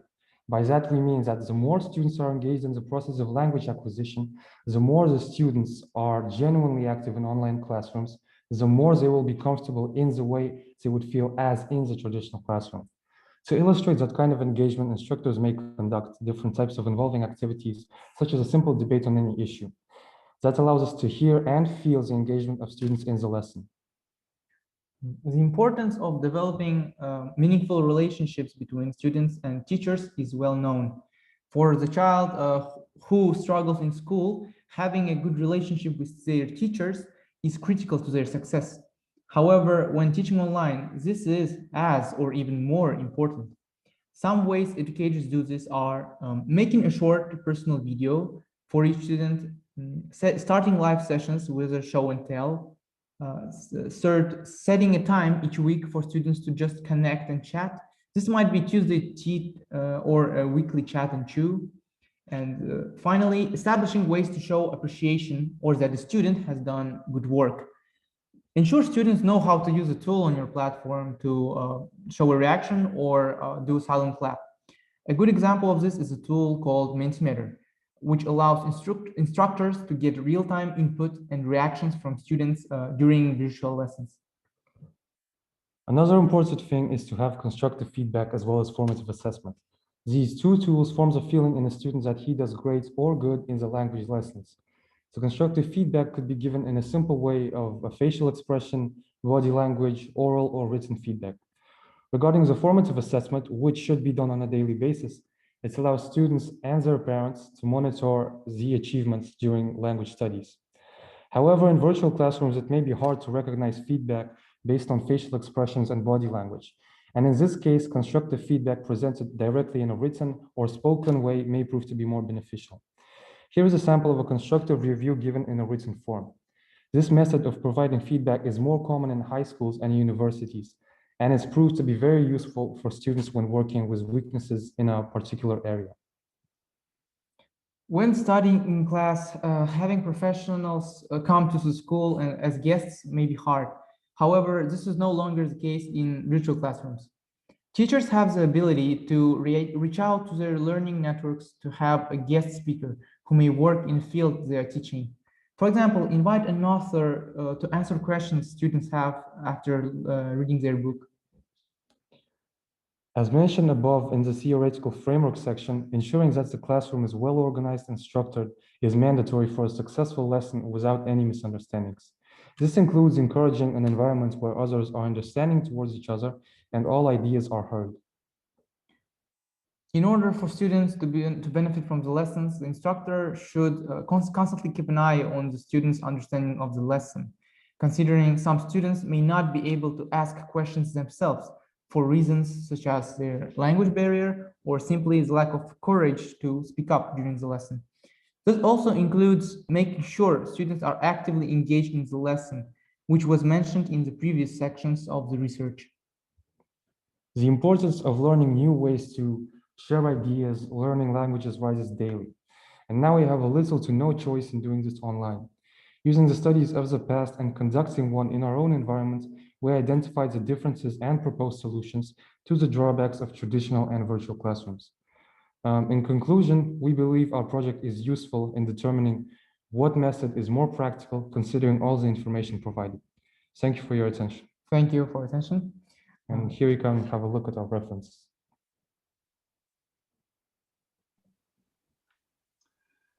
Okay, Arnur and Abdulkarim, yeah? So, yeah. As you mentioned in your conclusion, both traditional and virtual are useful, okay? But for you, for students, which one is more useful, more fruitful? How do you think? No. Personally, for me, offline education seems like a more comfortable environment, as seeing your teacher in front of you and listening to him in a space like classroom.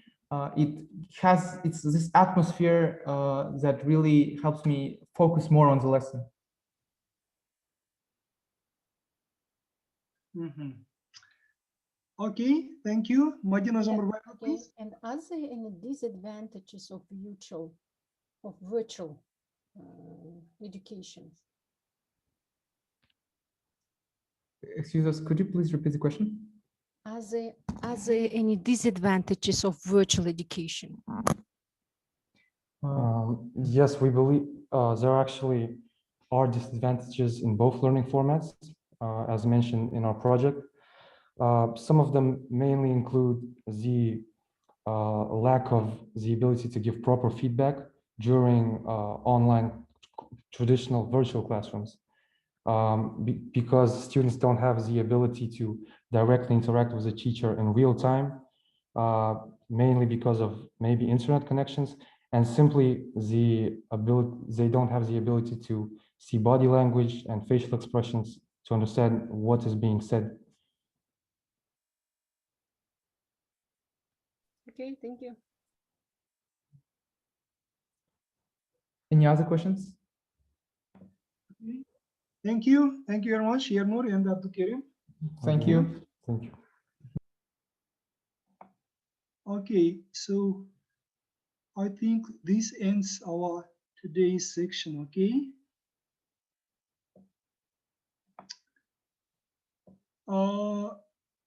Madina Zamurbayevna, болдық па? Yes, we have finished. Thank you, everybody. Bарлығыңыз қызы. Thank you for listening. Болған сияқты ма? Болып қалдық, иә? Тізімдегінің Жақсы, рахмет. Thank you, all of you, for your presentations. So this ends our today's section. Thank you. Bye. Thank you to you. Goodbye. Bye. Good luck. Thank you.